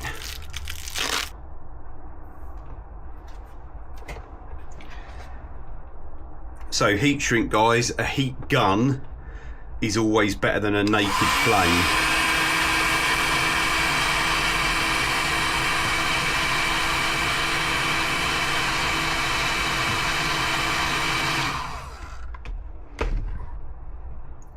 So that's nice. That's going to go inside the indicator now, hopefully. I'm just going to make 4 more of these and get a loom into the indicators. Right, the looms are finally made up for the indicators. I'm just slotting the indicators in now. So 3 more connections like the ones you saw, fitted in the indicators, and we're just going to bolt the indicators on to the fairings.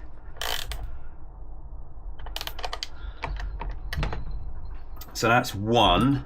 Now this fairing on this side actually has the rectifier, if you can see that, mounted to it as well. But for the life of me, I can't figure out how or remember. It might be on there where I went and put a spring clip on. So it might have gone on there. And then, oh, obviously, yeah. So if you guys can see that, we've got one clamp up here that, so we've got one bolt hole there, and then that captive nut on the back of the regulator is actually for the indicator that I've just bolted in. So that should have been the nut for that bolt. So let's redo that, shall we? Okay guys, that's the regulator rectifier fitted. So we've got our indicator wires. These are going to come down here like this. I don't know whether this is meant to have a clip in this top and then a bolt through the back. Let me have a look on the bike. So I think that this has a clip over it. Position you by the bike and you can watch me struggle and get it all plugged in, and let's see what happens, shall we?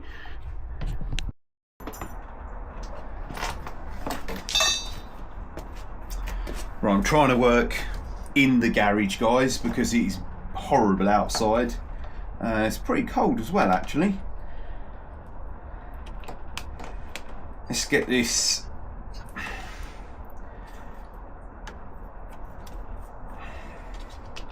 regulator plugged back in. That's plugged back in. Coolant fan, what's that? Oxygen sensor, that's plugged in. Let's plug these indicators in.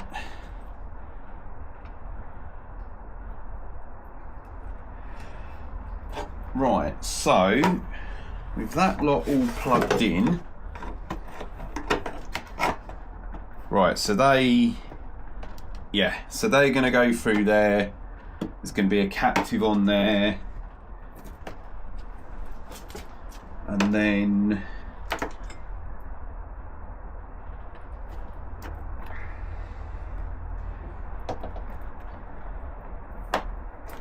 we've obviously got one bolt down there.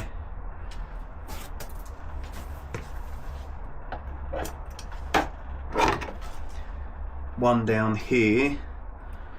So these wires should clip behind there. You probably can't see any of this, can you guys? It's a bit awkward doing it in here like this, to be honest. A whole plethora of wiring loom that shouldn't be hanging down like that.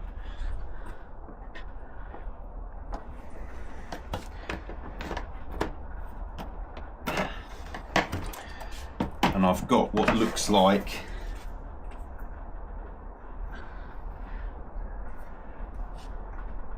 a bracket that probably got bent backwards, maybe, because everything else is lining up apart from one bracket.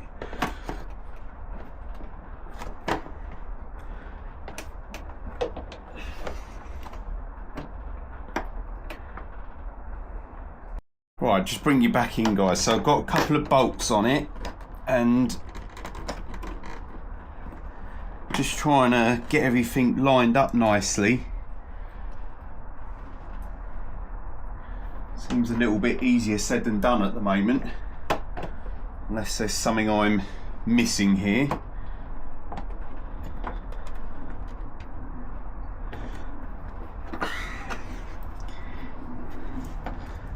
God, I need another pair of hands.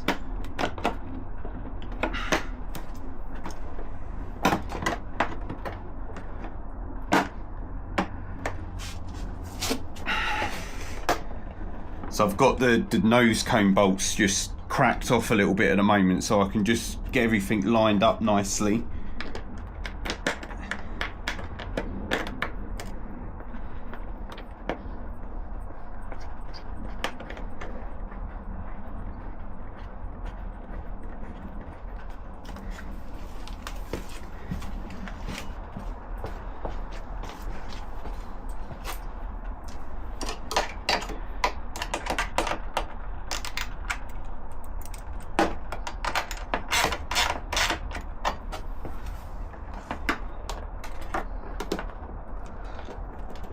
shall I leave those loose till I've got the other side in? I think I will.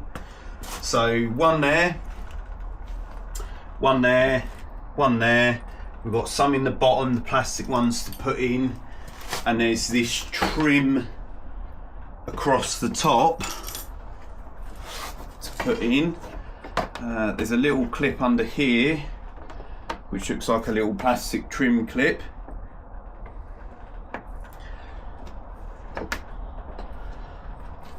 So let's have a go at that, shall we? Let's maybe move you guys so you can see what's going on here.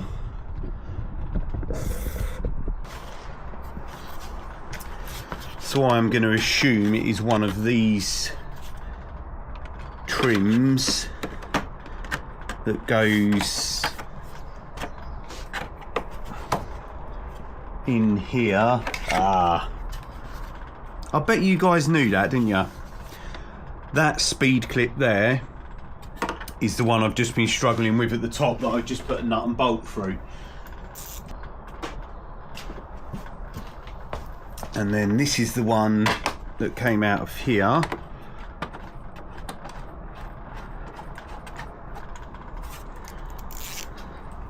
So apart from the clean, that's one side back on.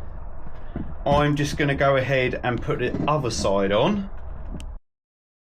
Right, I've just got the fairing on the other side. I didn't think that would be harder than this side because there was no regulator, but there's loads of loom and coolant pipes on that side. It's actually really tricky. Let me know in the comments below, guys, if you find them tricky on these or whether it's just me mucking around. But the next thing that I also need your opinion on is these carbon fibre trims that I've bought here. So they fit there, they just stick on. I don't know, I'm unsure. Yeah, don't look too bad. Let me just bring you around here, see if you guys can see it. I'm obviously having to hold it on. So they just go there like that. It does cut out a little bit of that line from the R on Triumph though, which I'm not too keen on. I don't know, guys, let me know in the comments below. Let me know what you think. I won't put them on today. I'll listen to you guys.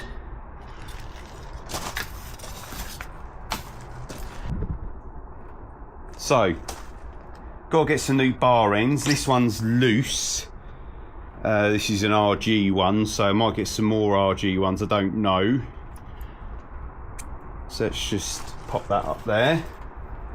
But I do need to change the grips.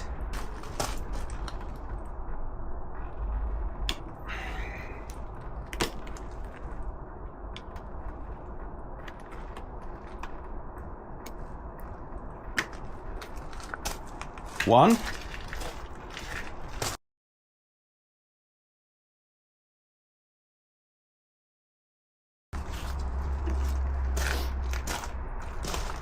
Right, that's one. I mean, I don't love it, but it's not as bad as I thought it was going to look.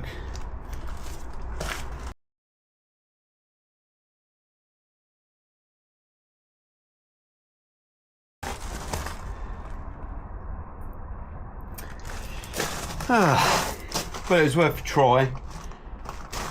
Need some longer grips, so new set of grips, new set of bar ends. Need to get those ordered up. Tell you what else I wanted to ask you lot while we're here is, I'm assuming there should be some form of plate or grill or something that goes in there that I've never had. If there is, guys, can you let me know? I'll do a little bit of research as well. I can see a couple of rubber bungs in there where it looks like something should be in there.